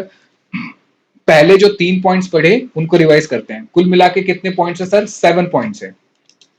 तो पहला पॉइंट था सर, पहला पॉइंट देखिए, prepare the organisation, prepare the organisation. तो सर पहला पॉइंट है prepare the organisation to face future. पढ़ो जरा इसमें क्या लिखा है सर, इसमें लिखा है कि strategic management seeks to prepare the organisation to face the future, यानी कि भाई फ्यूचर में क्या होने वाला है उसके लिए हम पहले से ही क्या करेंगे, तैयारी कर सकते हैं।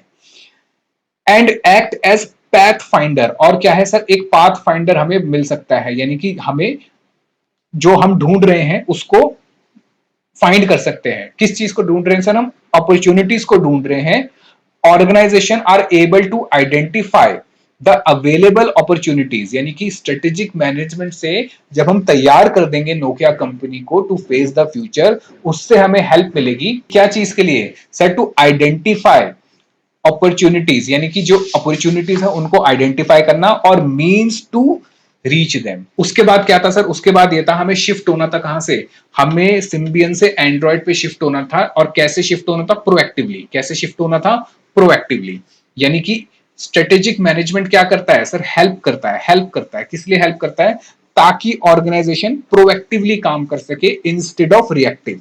यानी रिएक्टिव, घटना घटित होने के बाद अगर आप काम कर रहे हो दैट इज रिएक्टिव, और घटना घटने से पहले आपको अगर अंदाजा हो गया है और पहले आपने मार्केट में धूम मचा दी, पहले प्रोडक्ट लॉन्च कर दिया या पहले अपने आप को बदल दिया, दैट इज प्रोएक्टिव। तो हमेशा क्या काम करना चाहिए सर, हमें हमेशा प्रोएक्टिव काम करना चाहिए, रिएक्टिव नहीं करना चाहिए। जैसे सर हम आर्टिकलशिप में जब जाएंगे तो आर्टिकलशिप में कभी कभी है ना, ऐसा होगा कि हमें मेल दे दी जाएगी और एक ऑफिस की मेल होगी। ऑफिस की मेल पे अगर कोई मेल आती है और क्लाइंट कोई डिटेल मांगता है और हम सोचते हैं यार हमें उससे थोड़ी ना मांगे, और भी तो बहुत लोग हैं वो दे देंगे। फिर आपका जो बॉस है, आपका सीए आके आपको कहता है, सबको डांट लगाता है कि भैया तुम दिख नहीं रहे, क्लाइंट जब डेटा मांग रहा है उसने एक बार दो बार तीन बार मेल कर दी, फिर भी आप उसको डेटा नहीं दे रहे हो, तो भैया ये गलत नहीं है, आपको ध्यान रखना चाहिए। अब आप एक दूसरे को बोल रहे हो सर उसने नहीं देखा, उसने नहीं देखा, जैसे हम करते हैं। तो आपको प्रोएक्टिवली काम करना है। जैसे मेल आई, आपको लगा कोई नहीं कर रहा, मैं फटाफट से कर दूं इसको, भले उसका क्रेडिट आपको मिले या नहीं मिले, पर प्रोएक्टिवली आपको होना चाहिए। तो ये कह रहा है कि भाई help organisation to be proactive instead of reactive. अब क्या है sir, in shaping its future, ताकि अपना फ्यूचर वो बना सके। फिर आगे क्या लिखा है, organisation are able to analyse and take actions instead of being spectators. यानी आप रिएक्टिव नहीं, रिएक्टिव होता है स्पेक्टेटर्स की, घटना घट गई अब काम करेंगे, तो आप स्पेक्टेटर हो गए, नहीं, आप स्पेक्टेटर यानी कि दर्शक की जगह आप क्या करोगे, आप एनालाइज करोगे और एक्शन लोगे। Thereby they are able to control their own destiny, इससे आप अपनी या कंपनी अपनी डेस्टिनी को कंट्रोल कर सकती है in a better manner. It helps them in working with unexpected and unpredictable changes. Unexpected और अनप्रिडिक्टेबल चेंजेस से लड़ने की ताकत भी इनको मिल जाएगी। ठीक है, of environment and shaping it instead of getting carried away by the turbulence। ऐसे नहीं है कि फ्लो के साथ आप बह रहे हो, आप फ्लो के विरुद्ध जाके प्रोएक्टिवली होके काम करोगे। मुझे बताओ इस पूरे पैराग्राफ में कहीं कोई दिक्कत, बताओ समझ आया? इसको एक बार दोबारा पढ़ोगे अपने आप से तो और क्लियरिटी होगी, और आपको थोड़ा बहुत याद तो करना ही पड़ेगा। आगे बढ़ते हैं। तीसरा क्या था सर, तीसरा था फ्रेमवर्क मिलेगा हमें। क्या मिलेगा, फ्रेमवर्क। या मेजर डिसीजन लेने हैं, हम गूगल के पास गए और उससे पूछा कि भैया अपना एंड्रॉइड दोगे या नहीं दोगे, तो फ्रेमवर्क चाहिए, क्या प्रोज एंड कॉन्स इसके हो सकते हैं। अब जरा पढ़ते हैं क्या लिखा हुआ है। सर लिखा है स्ट्रेटेजिक मैनेजमेंट प्रोवाइड्स फ्रेमवर्क। इससे क्या मिलता है सर, हमें फ्रेमवर्क मिलता है of all major, of all major decisions of an enterprise. हमें क्या मिलता है सर, इसमें फ्रेमवर्क मिलता है। फ्रेमवर्क मिलता है किस लिए, मेजर डिसीजन लेने के लिए, such as decision on business product. हम किस किस पे डिसीजन लेंगे सर, अपने बिजनेस के लिए, अपने प्रोडक्ट्स के लिए, अपनी मार्केट के लिए, मैन्युफैक्चरिंग के लिए, मैन्युफैक्चरिंग फैसिलिटीज के लिए, इन्वेस्टमेंट्स के लिए, एंड ऑर्गेनाइजेशन स्ट्रक्चर के लिए। बात समझ आई? It provides better guidance to entire organisation on the crucial point what is trying to achieve. भाई हम क्या अचीव करना चाहते हैं, मेजर डिसीजन। बताओ मेजर डिसीजन किस चीज चीज के लिए है सर, मेजर डिसीजन का पहले तो फ्रेमवर्क मिलेगा, हेल्प करता है फ्रेमवर्क प्रोवाइड करने में, प्रोवाइड करता है फ्रेमवर्क। मेजर डिसीजन क्या हो गया सर, इन्वेस्टमेंट मेजर डिसीजन होता है, और प्रोडक्शन मेजर डिसीजन होता है, और डिस इन्वेस्टमेंट मेजर डिसीजन होता है, मर्जर मेजर डिसीजन होता है, और और सर जैसे कि हमारा न्यू मार्केट मेजर डिसीजन होता है, न्यू प्रोडक्ट मेजर डिसीजन होता है, उसके साथ साथ क्या आता है सर, उसके साथ साथ हमें बेटर गाइडेंस भी मिलती है। क्या मिलती है सर? बेटर गाइडेंस भी मिलती है to entire organisation on crucial point. यानी अगर कोई ऐसा क्रूशियल पॉइंट आता है, हमें लगता है कि भैया यहां तो बड़ी गड़बड़ हो गई है, तो उसके लिए भी फ्रेमवर्क प्रोवाइड करता है। मुझे बताओ बात समझ आई या नहीं आई? बिल्कुल सर, बात समझ आ गई। तो ये तीन चीजें थी जो हमने सबसे पहले पढ़ी। बताओ सबसे पहले क्या था सर? अगर हम नोकिया कंपनी के सीईओ होते, क्योंकि नोकिया कंपनी को स्ट्रेटेजिक मैनेजमेंट की इंपॉर्टेंस नहीं पता थी, अगर हम नोकिया कंपनी के सीईओ होते तो हम प्रिपेयर करते organization to face the future, prepare करते organization to face the future. उसके बाद हम क्या करते सर? प्रोएक्टिवली काम करते, help organisation to be proactive, help organisation to be proactive. मेरे साथ साथ बोलना है। तीसरा क्या करते हैं? गूगल के पास जाके कहते हैं कि भाई अब हमें एंड्रॉइड चाहिए, मेजर डिसीजन है, उसका फ्रेमवर्क कौन देगा सर? फ्रेमवर्क देगा स्ट्रेटेजिक मैनेजमेंट, यानी कि provides framework for all major decisions. चल, तो 7 काम करने हैं, 3 खत्म हो गए। चौथा क्या है सर? चौथा है फिर मैं यानी आप जो है डायरेक्ट करते कंपनी को कि भैया अब हमने सारे मेजर डिसीजन ले लिए, अब डायरेक्ट करा कंपनी को कि भाई सिम्बियन से किस पे शिफ्ट हो जाओ? एंड्रॉइड पे। फिर कंपनी को कॉम्पिटेटिव एज मिलती, यानी अब हम किस पे शिफ्ट हो गए? एंड्रॉइड पे। इससे हमें कॉम्पिटेटिव एज मिलेगी, यानी हम अपने कॉम्पिटिटर से ना थोड़ा ऊपर निकल सकते हैं, एज एकदम कांटे की टक्कर। फिर सिम्बियन से जो मिस्टेक हुई थी उनको सॉल्व करते, यानी कि अपना सॉफ्टवेयर क्या करते हैं सर? अपडेट करते। भाई सिम्बियंस पे हमारी जो जो गलतियां थी उनको हम ठीक करेंगे। और लास्ट में बिजनेस लॉन्ग टर्म तक सही रन करे प्रॉफिट में, उसका हम इंतजाम करें। यानी अब पांचवा सॉरी तीसरा चौथा पॉइंट, सॉरी चौथा पॉइंट क्या आया सर? चौथा पॉइंट आया कि भाई हमने मेजर डिसीजन ले लिए, अब मुझे डायरेक्शन भी तो देनी है अपने एम्प्लॉइज को, अपने वर्कर को, कि भैया देखो सिम्बियन हो गया आउटडेटेड, अब आ जाओ एंड्रॉइड पे। तो एंड्रॉइड पे आने का मतलब है कि भैया अब आपको ऐसे काम करना पड़ेगा। अब अपने आईटी वालों को समझा दो, अब एप्लीकेशन जो है सिम्बियन सिम्बियन पे नहीं चलने वाली, अब आ गया है एपीके का जमाना, एंड्रॉइड का जमाना आ गया है। तो जरा देखो हम क्या करेंगे सर? हम डायरेक्ट करेंगे कंपनी को। क्या करेंगे सर? डायरेक्ट करेंगे कंपनी को to direction to the company. पढ़ो जरा क्या लिखा है? The strategic management gives a direction to the company to move ahead. आगे बढ़ो कि आप सिम्बियन पे आ जाओ। It helps define the goal and mission. इससे क्या है सर? गोल और मिशन डिफाइन होंगे। गोल और मिशन को हम डिटेल में भी पढ़ेंगे, मिशन बहुत आगे की बात होती है और गोल उससे थोड़े से पहले की बात होती है।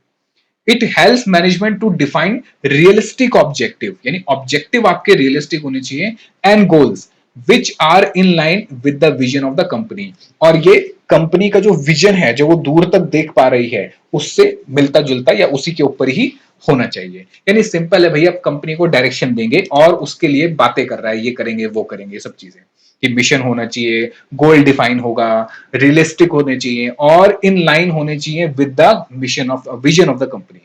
अब मैं क्या करूंगा सर? कंपनी को कॉम्पिटेटिव एज मिलेगी इससे। आगे बढ़ो। Develop certain core competency and competitive edge, यानी कि सर अब क्या होगा? Strategic management help the organisation to develop certain core competency. अब क्या है, हम जब एप्पल सॉरी एंड्रॉइड लेकर आ जाएंगे तो हमारे पास कुछ कोर कंपिटेंसी तो है, क्योंकि हमारे जो फोन है, नोकिया का सबसे मेन पॉइंट क्या था?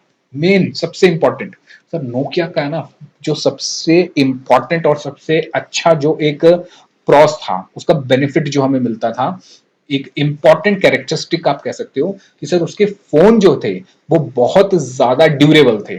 उसको फेंक के मारते थे, चिथड़े हो जाते थे, बैटरी निकल गई, सब कुछ निकल गया, उसको लगाते थे सर, ऑन हो जाता था। ठीक है? तो यानी कि कोर कंपिटेंसी, इसको कहते हैं कोर कंपिटेंसी।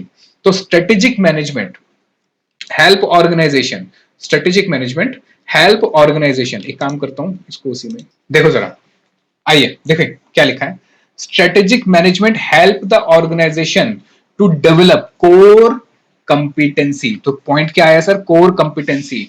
और उसके साथ साथ क्या सर? Competitive advantage. यानी स्ट्रेटेजिक मैनेजमेंट से दो चीजें मिल गई, कोर कंपिटेंसी, हमारे फोन बहुत ड्यूरेबल है, और कॉम्पिटेटिव एज, क्योंकि अब हम एंड्रॉइड पे आ गए हैं, अब हम कंपटीशन दे सकते हैं। दैट वुड फैसिलिटेट इससे हमें क्या है, फैसिलिटेट का मतलब होता है हेल्प, फैसिलिटेट का मतलब होता है हेल्प। इससे हमें हेल्प मिलेगी किस चीज में हेल्प मिलेगी, that would facilitate assist in fight for and fight for survival and growth. इससे हमें क्या होगा, एक तो हमारा कोर कंपिटेंसी है, मोबाइल बहुत ड्यूरेबल है, बहुत बढ़िया है, गिरेगा टूटेगा नहीं, टूट भी गया तो जुड़ जाएगा, कोई दिक्कत वाली बात नहीं है। दूसरा, कॉम्पिटेटिव एज मिला, क्यों, क्योंकि अब हम किस पे आ गए, हम आ गए एंड्रॉइड पे।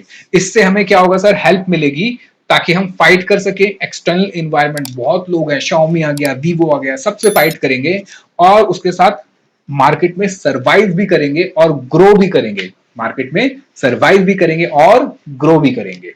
चलो, उसके बाद हम क्या करेंगे सर, उसके बाद जैसे मैंने आपको बताया कि भाई हम क्या करेंगे, अपडेट करेंगे अपना सॉफ्टवेयर, सिम्बियन से जो मिस्टेक्स हुई, यानी पुराने सॉफ्टवेयर से जो मिस्टेक हुई उनको करेक्ट करेंगे, यानी corporate defence mechanism against mistake. आओ जरा पढ़ो, कह रहा है कि strategic management serve as a corporate defence mechanism. इससे हमें डिफेंस मैकेनिज्म मिलता है, हमारी एक शील्ड बनी रहती है, किस लिए, अगेंस्ट मिस्टेक, क्योंकि इसमें मिस्टेक के चांसेस कम होते हैं। सर क्यों, क्योंकि सर सिंपल है ना, देखो आपने बताया कि फ्रेमवर्क प्रोवाइड होगा और फ्रेमवर्क में प्रोज एंड कॉन्स सारे लिखे होंगे, तो फ्रेमवर्क अगर मिल गया, मुझे पता है प्रोज क्या है, मुझे पता है कॉन्स क्या है, फायदा और नुकसान दोनों पता है, तो मेरे मिस्टेक के चांसेस कम हो जाते हैं, ऐसे नहीं होते, कम हो जाते हैं। तो स्ट्रेटेजिक मैनेजमेंट सर्व करता है क्या सर, डिफेंस मैकेनिज्म, क्या, defence mechanism against mistake and pitfalls. It helps organization to avoid costly mistake, भाई कॉस्टली मिस्टेक अवॉइड हो जाती है। नोकिया ने बड़ी दिक्कत करी, एंड्रॉइड पे नहीं आया, अपना सिस्टम अपडेट नहीं करा, बहुत भारी कीमत चुकानी पड़ी, जहां उसका मार्केट शेयर 90% हुआ करता था, लोग आंख बंद करके नोकिया खरीदते थे, क्यों, कोर कंपिटेंसी थी, ड्यूरेबल था, टूटता नहीं था। लेकिन वही घटके धीरे धीरे करके वो 20% पे आ गया, क्यों, क्योंकि सर अपनी मिस्टेक को ठीक नहीं करा, यानी स्ट्रेटेजिक मैनेजमेंट की इंपॉर्टेंस नहीं पता थी उसको। किसमें कॉस्टली मिस्टेक करी, प्रोडक्ट, मार्केट चॉइसेस और इन्वेस्टमेंट। उसने क्या गलती करी सर, उसको जाना चाहिए था एंड्रॉइड पे, कि भैया एंड्रॉइड का जमाना है, लोग एपीके एप्लीकेशन की बात कर रहे हैं, वो चला गया किस पे, विंडोज पे, उसने कहा हम तो जाएंगे विंडोज पे। एक्चुअली है ना, नोकिया को थोड़ा घमंड हो गया था कि हम तो टॉप पे हैं, अब हमें कोई हिला नहीं सकता, ये बड़ी दिक्कत हो गई थी। तो वही था कि भैया आपकी मिस्टेक थी, कॉस्टली मिस्टेक थी, आपको विंडोज पे ना जाके अगर आप उस टाइम भी एंड्रॉइड पे चले जाते तो भी हो सकता था कि आज आपका सर्वाइवल हो जाता और धीरे धीरे ग्रोथ भी होती। अच्छा, लास्ट में क्या था सर, लास्ट में आप बिजनेस को बढ़ाओ, अब तो भाई सब कुछ हो गया है, लॉन्ग टर्म में क्या करना है, प्रॉफिट कमाना है, यानी सातवां पॉइंट है, help to enhance the longevity, यानी कि बिजनेस जो है लंबे समय तक चले, ठीक है, यानी कि हम कहते हैं ना कि वो दीर्घ आयु भव, कि भैया लंबे समय तक चलो और जिंदा रहो। तो बिजनेस जब ऐसी सब चीजें करेगा, फ्रेमवर्क मिलेगा उसको, कोर कंपिटेंसी होगी, कॉम्पिटेटिव एज होगा, तो क्या होगा, help to enhance longevity of the business. पढ़ो जरा क्या लिखा है मेरे साथ साथ, strategic management helps to enhance the longevity of the business. Obvious बात है भाई, ये 6 काम करोगे तो बिजनेस आपका लंबे टाइम तक चलेगा ही, क्योंकि सर्वाइवल भी होगा और ग्रोथ भी होगी। With the state of competition and dynamic environment, यानी इन्वायरमेंट डायनेमिक है, अब तो वैसे ही टेक्नोलॉजिकली इतनी चेंजेस आ रहे हैं, इतना डायनेमिक हो चुका है, कभी एआई आ रहा है, अब देखो एआई आने के बाद ये सैमसंग एआई अपना लेकर आ गया कि फोटो खींच रहे हो, अगर आप फोटो में बैकग्राउंड में कोई लोग खड़े हैं उसको एआई हटा देगा, फिर एआई आपकी फोटो एनहेंस कर देगा, एआई आपकी फोटो में चेंजेस कर देगा, एआई आपकी वीडियोस में चेंजेस कर देगा, एआई आपके लिए बहुत सारा काम कर देगा। तो क्या है, डायनामिक इन्वायरमेंट में चेंज हो रहा है, तो भैया बिजनेस को लॉन्ग टर्म तक लेके जाने के लिए स्ट्रेटेजिक मैनेजमेंट हेल्प करती है। It may be challenging for organization to survive in the long run, यानी अगर अगर आपका इन्वायरमेंट इतना डायनेमिक है, तो भाई अगर आपकी स्ट्रेटेजिक मैनेजमेंट अच्छी नहीं है, तो आप लॉन्ग टर्म तक सर्वाइव नहीं कर पाओगे। बात बताओ समझ आई, हाँ सर बात समझ आ गई। तो कुल मिला के सर कितने पॉइंट्स पढ़े हमने, सर कुल मिला के हमने टोटल 7 पॉइंट्स पढ़े, कितने पॉइंट्स पढ़े सर, 7 पॉइंट्स। आओ जरा एक बार बुक में से पढ़ लो। The importance of strategic management essentially lies in enabling an organization to perform better than it competitors, ये मैंने आपको बताया, and its own past and present performance, ये हमने लिख लिया। That is delivering superior return to the investor, यानी investor को बढ़िया कमा के दे रहे हो आप, सुपीरियर वैल्यू, उसके शेयर की वैल्यू बढ़ा रहे हो, ठीक है, और कस्टमर को भी अच्छी क्वालिटी के प्रोडक्ट्स दे रहे हो, and superior performance vis a vis, मतलब उसके साथ साथ expectation of the employee government supplier, इनकी भी एक्सपेक्टेशन आप पूरी कर रहे हो। ऑब्वियस बात है भाई, कंपनी जो है एक बहुत बड़ी चीज है, कंपनी कमाएगी तो शेयर होल्डर कमाएंगे, इन्वेस्टर कमाएंगे, कंपनी के जो हेड हैं टॉप मैनेजमेंट कमाएगा, मिडिल लेवल कमाएगा, यहां तक कि इंप्लॉय को भी उसका बेनिफिट मिलेगा। आगे पढ़ो। An organization work is highly affected by changes in the environment. भाई ऑर्गेनाइजेशन स्ट्रक्चर का अगर इन्वायरमेंट में देखो, ये बहुत इंपॉर्टेंट पॉइंट है, इन्वायरमेंट दो तरह के होते हैं सर, एक होता है इंटरनल और दूसरा होता है एक्सटर्नल। इसके ऊपर प्रॉपर चैप्टर है, इंटरनल का अपना चैप्टर है, एक्सटर्नल का अपना चैप्टर है। तो कह रहा है organization work is highly affected by changes in the environment. Obvious बात है, जैसे इन्वायरमेंट चेंज हुआ, जैसे सर कोरोना आया, जैसे सर टेक्नोलॉजी चेंज हुई, जैसे सर यूएस से और क्या कहते हैं, यूएसए ने सैंक्शन लगाने शुरू कर दिए, जैसे अभी यूएसए जो है वो टैरिफ लगा रहा है, ठीक है, ये बड़ी दिक्कत वाली बात है, बड़े बिजनेस के अंदर भाई कुछ भी हो सकता है, ठीक है। ऐसे ही भाई रशिया और ये जो दूसरी कंट्री है यूक्रेन, इनकी लड़ाई हो गई, तो भैया जितने लोग, मान लो कोई पर्सन था इंडिया में और वो अपना माल सप्लाई करता था यूक्रेन में, उसका तो धंधा बंद हो गया, तो क्या उसको जब आशंका थी कि ऐसा होने वाला है तो उसको प्रोएक्टिवली काम करना चाहिए था? ऐसा नहीं है कि वो सोचे कि यार जब होगा तब देखा जाएगा, उसको क्या करना चाहिए था सर, प्रोएक्टिवली काम करना चाहिए था, और उसको रशिया के साथ या यूक्रेन के साथ कोई दूसरी कंट्री में भी ढूंढना चाहिए, या अपनी कंट्री में प्रोडक्ट में चेंजेस करके उसको कुछ ना कुछ करना चाहिए। नहीं करा, और अगर वो देखा लड़ाई हो गई शुरू और अब वो सोच रहा है अब मैं करूं, तो उसको कहेंगे रिएक्टिव, और रिएक्टिव आपको दिक्कत देता है। प्रोएक्टिवली आपका काम बढ़िया हो जाता है। फिर कह रहा है which can have a big impact on it's operations, बिल्कुल उसके ऑपरेशंस पे बहुत बड़ा इंपैक्ट होगा अगर इन्वायरमेंट में चेंज आता है तो। These changes can come from outside the company, यानी एक्सटर्नल हो सकते हैं, जैसे गवर्नमेंट के रूल हो गए, न्यू कॉम्पिटिटर आ गया मार्केट में, मार्केट ट्रेंड, ठीक है, और can be introduce inside the company, और ये कंपनी के अंदर भी हो सकते हैं, bye it's managers like new policies और रीस्ट्रक्चरिंग। चलो, तो कितने पॉइंट थे सर, टोटल 7 पॉइंट थे। डायरेक्शन सबसे पहला पॉइंट था सर, सबसे पहला पॉइंट था हम उसको फ्यूचर के लिए, सबसे पहला था ये प्रिपेयर द ऑर्गेनाइजेशन, ये मैंने सीक्वेंस में वैसे लिखा है जैसे बुक में था, लेकिन हम याद ऐसे करेंगे। तो पहला पॉइंट मेरा क्या है, prepare the organisation to face future opportunities, बिल्कुल। उसके बाद सेकंड पॉइंट क्या था सर, सेकंड पॉइंट देखो याद करो, सेकंड पॉइंट था हमारा, सेकंड पॉइंट था हमारा sir, help organisation to be proactive. देखो यहां पे help organisation to be proactive, ये रहा पॉइंट नंबर 2, कि भाई प्रोएक्टिव होना है इंस्टेड ऑफ रिएक्टिव। उसके बाद क्या था सर, उसके बाद फ्रेमवर्क था कि भाई मेजर डिसीजन है उसका फ्रेमवर्क प्रोवाइड करता है। उसके बाद क्या था सर, कोर कॉम्पिटेंसी और कॉम्पिटेटिव एडवांटेज मिलेगा। फिर सर कॉर्पोरेट डिफेंस मैकेनिज्म मिल जाएगा हमें से, और हम लॉन्गेटिविटी यानी अपना बिजनेस लॉन्ग टर्म तक बढ़ा सकते हैं। सर हम ये कह रहे हैं कि देखो, हम पढ़ रहे हैं क्या, हम पढ़ रहे हैं स्ट्रेटेजिक मैनेजमेंट की लिमिटेशन, जिसमें से सबसे पहली लिमिटेशन ये है कि जो इन्वायरमेंट है वो सर हाईली कॉम्प्लेक्स है। क्या है सर, हाईली कॉम्प्लेक्स है, उसको एस्टिमेट करना, उसको समझ पाना बहुत ज्यादा हमारे लिए क्या होता है सर, मुश्किल होता है। तो हाईली कॉम्प्लेक्स है, जिसकी वजह से क्या हो सकता है सर, जिसकी वजह से कई बार हम गलत जो है, गलत प्रिडिक्शंस कर लेते हैं और हमारी स्ट्रेटेजी फेल हो जाती है। तो क्या लिखा है, it is very difficult to predict future, sometimes company make wrong assumption, जैसे कि ओला कंपनी ने सोचा कि भैया हम इलेक्ट्रिक व्हीकल निकालते हैं, गवर्नमेंट की पॉलिसी है कि इलेक्ट्रिक व्हीकल को पुश करना, कि इलेक्ट्रिक व्हीकल पे गवर्नमेंट सब्सिडीज भी दे रही है, तो हम भी इलेक्ट्रिक व्हीकल पे ही काम करते हैं, इलेक्ट्रिक व्हीकल बनाते हैं। लेकिन क्या हुआ सर, उसकी बैटरी इंसिडेंस होने लग गए, बैटरियां फटने लग गई उसकी, फिर ओला में और भी बहुत दिक्कतें आने लगी, जिस वजह से उन्होंने जो स्ट्रेटेजी बनाई कि भैया गवर्नमेंट पॉलिसी के हिसाब से हम काम करेंगे, उनकी जो स्ट्रेटेजी थी वो उस अकॉर्डिंग काम नहीं कर पाई, और उनकी स्ट्रेटेजी पूरी तरीके से फेल हो गई, मतलब पूरी तरीके से तो नहीं, पर जितना उन्होंने सोचा था उतना नहीं हो पाया। तो हम ये कह सकते हैं कि सर स्ट्रेटेजी बना के हम गारंटी नहीं दे सकते कि हम अनसर्टन एनवायरनमेंट में सक्सेस हासिल कर सकते हैं। मुझे बताओ, बात समझ आई? ठीक है सर। सेकंड पॉइंट क्या था बताओ? सेकंड पॉइंट था हमारा स्ट्रेटेजिक मैनेजमेंट क्या है सर? बहुत ज्यादा टाइम कंज्यूमिंग है। पढ़ो जरा क्या लिखा है। कह रहा है strategic management is a costly process. Strategic management adds, अच्छा ये टाइम कंज्यूमिंग वाला कहां गया? आओ जरा, सेकंड पॉइंट क्या है sir? Second point, strategic management is time consuming and costly. इसके बाद कॉस्टली भी लिखना था, ठीक है, चलो कोई नहीं, मैं आपको वैसे तो लिखवा दूंगा।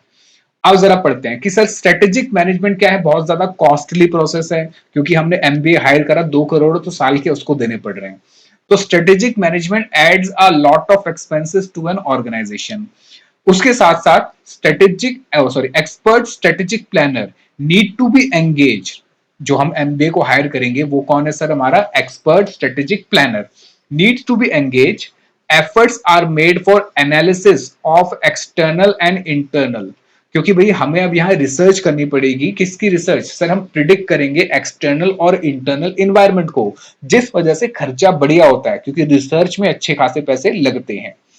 अच्छा, एंड डिवाइस स्ट्रेटेजी, और स्ट्रेटेजी बनाएंगे एंड प्रॉपरली इंप्लीमेंट भी करनी होती है, तो अच्छा खासा खर्चा लग जाता है। These can be really costly for organization with limited resources. यानी जो छोटी ऑर्गेनाइजेशन है, जहां पैसा वैसे ही कम है, रिसोर्सेज वैसे ही कम है, मैन मटीरियल मनी मशीनरी ये रिसोर्सेज होते हैं, रिसोर्सेज कम है, तो भैया वहां पे बड़ी दिक्कत हो सकती है अगर आप स्ट्रेटेजिक मैनेजमेंट लगाते हो तो। ठीक है, तो टाइम इज मनी। तो strategic management required expert, and these experts are costly. Thus, the process as a whole required good amount of funds to be spent. तो ये होना चाहिए था sir, strategic management is costly and time consuming. सिर्फ time consuming यहाँ पे नहीं लिखना था, ठीक है। चलो आओ जरा मेरे साथ साथ पॉइंट नंबर 2। आओ जरा, पॉइंट नंबर 2 क्या था सर? पॉइंट नंबर 2 था strategic management is time consuming, बहुत ज्यादा टाइम खींच लेता है। आओ जरा पढ़ते हैं। कह रहा है कि organization spend a lot of time. आपको पता है कि भैया लॉन्ग टर्म का प्लान बनाना है, रिसर्च करनी है, एक्सटर्नल इन्वायरमेंट इंटरनल इन्वायरमेंट, बहुत सारी चीजें सर हमें ध्यान रखनी होती हैं, और उसके लिए एक्सपर्ट्स भी हायर करने पड़ते हैं, बहुत ज्यादा टाइम लग जाता है इन प्रिपेयरिंग कम्युनिकेटिंग। बनाने के बाद एग्जीक्यूशन भी तो करना है। एग्जीक्यूशन कैसे होगा सर? कम्युनिकेट करके। द स्ट्रेटेजीज दैट में इम्पेड डेली ऑपरेशन, यानी इम्पेड का मतलब हार्म कर सकती है, रोक सकती है आपके डेली ऑपरेशन को, एंड नेगेटिवली इंपैक्ट, और नेगेटिवली इंपैक्ट कर सकती है आपके रूटीन बिजनेस को। Planning and strategizing are important, but putting them in action where the actual success lies। मतलब भाई प्लानिंग जितनी मर्जी कर लो, जब तक एक्चुअल एग्जीक्यूशन ढंग से नहीं होगा तब तक काम नहीं होगा, तो बड़ा टाइम कंज्यूमिंग होता है ये सब। सिमिलरली टू अस स्टूडेंट, जैसे हम स्टूडेंट का एग्जांपल दे रहा है कि planning and strategizing what to study, हमें क्या पढ़ना है, फ्रॉम वेयर कहां से पढ़ना है, एंड एट व्हाट टाइम किस टाइम पे पढ़ना है पूरे दिन में, to study consume so much of our actual study time. यानी कि सिंपल है, कह रहा है कि भैया अगर आप प्लानिंग ही प्लानिंग करते रहोगे और एग्जीक्यूशन पे ध्यान नहीं दोगे तो सिर्फ प्लानिंग से पास नहीं हो सकते, और प्लानिंग बार बार करने से आपका टाइम बहुत जाता है। तो जिससे क्या होता है कि भैया हम इतनी प्लानिंग तो कर लेते हैं, इतना सोच लेते हैं ये कर देंगे वो कर देंगे, और एंड में कुछ कर ही नहीं पाते, क्योंकि सारा टाइम प्लानिंग और उसकी एग्जीक्यूशन में लग जाता है, उसको संभालने में लग जाता है। बात समझ आई? चलो लिखो पॉइंट नंबर 2। भैया क्या है स्ट्रेटेजिक मैनेजमेंट? भाई स्ट्रेटेजिक मैनेजमेंट बहुत ज्यादा टाइम कंज्यूमिंग प्रोसेस है। अगर कोई छोटी ऑर्गेनाइजेशन है तो इतना नहीं कर सकती, और बड़ी ऑर्गेनाइजेशन है तो उसके लिए भी बड़ी दिक्कत है। बहुत ज्यादा टाइम यहाँ स्पेंड होता है प्रिपेयर करने में, क्या कम्युनिकेट करने में, प्रिपेयर और कम्युनिकेट करने में, क्या स्ट्रेटेजी। जैसे कि हमने एक स्टूडेंट का आपका एग्जांपल लिया कि भाई हम ये डिसाइड करते रह जाते हैं क्या पढ़ें, कौन सी किताब ले, कब पढ़े, कौन सा चैप्टर उठाएं, और लास्ट में जब हम बैठते हैं तो हम एग्जॉस्ट और टायर्ड हो जाते हैं। सेम बिजनेस में कह रहा है कि बिजनेस में भी अगर बहुत ज्यादा टाइम हम इसमें लगा देते हैं प्लानिंग के अंदर, फॉर्मुलेटिंग के अंदर, तो ये जो है फ्रूटफुल नहीं हो पाता, क्योंकि हम उसको ढंग से एग्जीक्यूट नहीं कर पाते। ठीक है, अच्छा उसके बाद हमारा अगला पॉइंट क्या था सर? अगला पॉइंट है difficult to estimate competitive move. भाई कॉम्पिटेटर का जो मूव है वो बहुत मुश्किल होता है क्या एस्टिमेट करना। आओ जरा ये पढ़ा देता हूं मैं, आप घर पे लिख लेना, ठीक है। कह रहा है in a competitive scenario where all organization are trying to move strategically it is difficult to clearly estimate the competitive response to a firm strategy. बिल्कुल है भैया, हमारा रिस्पॉन्स क्या रहता है, हम बार बार अपनी स्ट्रेटेजी को देखते हैं कि ऐसा करें वैसा करें, लेकिन कॉम्पिटिटर हमसे कुछ भी अलग कर ले या हमसे आगे बढ़ जाए अपनी स्ट्रेटेजी में, तो वो हमें ध्यान रखना पड़ेगा। अगर ऐसा होता है तो हमारी जो पुरानी स्ट्रेटेजी है वो फेल हो जाएगी। तो ये कह रहा है कि आगे पढ़ो कि आ गया ये रहा, it is quite difficult to gauge the strategic planning of competitor because most of these decision are taken within close doors by the top management. भैया कि हम कॉम्पिटिटर की जो स्ट्रेटेजी है उसको फाइंड आउट करना बड़ा मुश्किल है, क्योंकि टॉप लेवल के ये ऑफिशियल्स लेते हैं, उनको एक्चुअली में पता होता है क्या करना है। बाकी ऑफिशियल जो नीचे वाले होते हैं, जो डिपार्टमेंटल लेवल के होते हैं, उनको तो छोटी छोटी बातें बताई जाती हैं कि 20 साल का प्लान है, उनको 2 साल 5 साल के बारे में बताया जाता है। जैसे कि एग्जांपल है कि सर 2002 में कोका कोला ने क्या करा था, 2002 में कोका कोला ने रिड्यूस कर दिया था अपना 100 ml बॉटल का प्राइस ₹7 से ₹5 कर दिया था। तो उसने स्ट्रेटेजी अपनाई, लेकिन पेप्सी ने भी क्या करा, अपनी 100 ml बॉटल का प्राइस सीधा क्या कर दिया था, ₹5 कर दिया था। तो कॉम्पिटिटर कॉम्पिटिटर का जो मूव है उसको एस्टिमेट करना मुश्किल है अंडर स्ट्रेटेजिक मैनेजमेंट। मुझे बताओ बात समझ आई? हाँ सर, बात समझ आ गई है। चलो, तो हमारा कौन सा पॉइंट हो गया सर, ये वाला पॉइंट नंबर 4। वैसे पॉइंट नंबर 3 है इसमें, लेकिन इसमें पॉइंट नंबर 4 है। अच्छा, पॉइंट नंबर 4 हमारा जो है, लेकिन इसमें 3 लिखा हुआ है, वो क्या है कि सर स्ट्रेटेजिक मैनेजमेंट बहुत ज्यादा क्या है सर, कॉस्टली है। क्या है, बहुत ज्यादा कॉस्टली है। आइए जरा, पॉइंट नंबर हमारा कौन सा है sir, point number 4, strategic management is costly. आओ जरा पढ़ते हैं, ठीक है। इज मनी इज, हाँ टाइम इज मनी या कॉस्टली है, ठीक है। देखो, strategic management is a costly process. Strategic management adds a lot of expenses to the organization. मैंने बताया था कि भाई हम एक पर्सन को हायर करेंगे, ये एमबीए करा हुआ है, इसको अच्छे से स्ट्रेटेजीज बनानी आती हैं, सर 2 करोड़ रुपए इसको देने पड़ेंगे। फिर ये रिसर्च में पैसा लगाएगा, फिर बोलेगा इस चीज का पैसा दो, फिर बोलेगा रिसर्च का पैसा दो, एक्सटर्नल इन्वायरमेंट की रिसर्च करनी है, एग्जीक्यूशन करना है, अच्छे वाले इंप्लॉय लेकर आओ, सर ये बड़ा पैसा लगेगा और छोटे ऑर्गेनाइजेशन इसको अफोर्ड नहीं कर पाएगी। तो कह रहा है expert strategic planner need to be engage, यही एक्सपर्ट स्ट्रेटेजिक प्लानर आ गया। Efforts are made for analysis, analysis के लिए एफर्ट्स करने पड़ेंगे of external and internal environment, devise strategy and properly implement, यानी कि एक्सटर्नल और इंटरनल इन्वायरमेंट से हम स्ट्रेटेजी डेवलप करेंगे और उसको प्रॉपरली इंप्लीमेंट करेंगे। These can be really costly for the organization with limited resources, man material money machinery हमारे पास छोटे ऑर्गेनाइजेशन है सर, बहुत कम है, उसके लिए बहुत खर्चे वाला सौदा है सर, ये बड़ी दिक्कत है। particularly when small and medium organization create strategies to compete। फिर कह रहा है कि strategic management required expert and these experts are very costly. Sir यही बात तो आपने यहां करी थी, वही बात यहां पे कर रहे हो। Thus the process as a whole required good amount of funds to be spent। तो भैया अच्छा खासा आपके पास बैकअप फंड होना चाहिए, इन्वेस्टर्स होने चाहिए, तब जाके आप क्या कर सकते हो, स्ट्रेटेजी अपनी बना सकते हो। बताओ समझ आया? ठीक है, चलो आज की क्लास यहीं तक रखते हैं। बाय बाय, टेक केयर और पढ़ते रहिए, खुश रहिए और बस एंजॉय करिए लाइफ, ठीक है। चलो मिलता हूँ आपसे अगली क्लास में, तब तक के लिए बाय बाय, टेक केयर और जय हिंद। बाय।